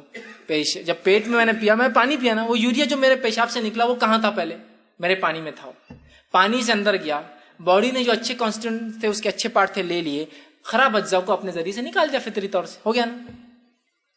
تو پھر تو اب شروع بولنے پانی میں یوریا نہیں پی سکتے، پانی کو پہلے یوریا صاف کرو، اندر پیدا نہیں ہوا اس کے لیے کوئی سسٹم دیکھو، اندر ہے تو منع نہیں۔ تو وہ جو پیشاب نہیں چھنتا، کڈنی میں خون جاتا ہے، کیونکہ پانی سیدھا خون میں ملتا ہے، وہ خون کڈنی سے گزرتا ہے اور چھنیاں اس میں جالیاں ہوتی سے چھنتا ہے، اور یوریا اور جو نقصان دہ چیزوں کو کڈنی بازو کر دیتی ہے، خون نکل جاتا ہے اور پیشاب کے ذریعے باقی گندگی نکل جاتی ہے۔ تو ابھی تو وہ ایک ایسا اعضاء جو پیشاب نہیں چھانتا، خون چھانتا ہے۔ اچھا، عید کے تیسرے دن سے حلال ہو جاتی، پھر مکروہ بھی نہیں ہے پھر؟ ارے لاؤ نا یار، گردہ لا رہے نہیں تم، لاؤ نا، ادھر ڈالے تھے نا اپن، جب گردہ کھا رہے دکان سے 10 روپے نگ خرید کے لا رہے، سمجھ میں نہیں آتا یہ کیا ہے۔ تو جانور میں دانت، ہڈی، کھور، چمڑا، سنگ، میں سمجھتا سب کو پتا ہی کھانے والی چیزیں نہیں ہے، تو اس پر ڈسکشن کی ضرورت نہیں ہے۔ باقی ایسا کوئی اعضاء نہیں جو حرام ہو، سوائے اس کے کہ آپ نہ کھا سکے، آپ کو پسند نہ ہو، ایک الگ چیز ہے۔ جیسا پیشاب کی تھیلی ہے، کون کھائے گا؟ اس میں تو بالکل پیورلی ہے، وہ نکلنے سے پہلے جمع ہوتا ہے، ٹھیک، اس کے جسمانی اور دوسرے کچھ اعضاء جو کوئی بھی نہیں کھائے، آخر پھیپسا کھاتے ہیں کیا آپ اس کا؟ نہیں، لیکن سمپل ایشو آپ نہیں کھاتے، لیکن اگر کوئی کھانا چاہے تو کیا پھیپسا حرام؟ نہیں، پھیپسا مطلب آپ کے پھیپڑے جو ہوتے ہیں وہ جانور کے حرام نہیں، لیکن کوئی کھاتا نہیں اس لیے کہ اس میں کوئی نیوٹرینس نہیں ہے، اس میں کوئی طاقت اور توانائی نہیں ہے، معلوم آپ کو، اس میں نہیں ہوتی ہے، تو ہم نہیں کھاتے۔ ہم گھاس کیوں نہیں کھاتے اور بھاجی کیوں کھاتے ہیں؟ یہ فرق ہے، بھاجی کے اندر غذائیت ہے جس سے انسان کو تقویت ملتی، گھاس میں غذائیت نہیں ہے، اس لیے تو جانوروں کو اتنا سارا کھانا کھانا پڑتا ہے جب جا کے اس کا پیٹ بھرتا ہے۔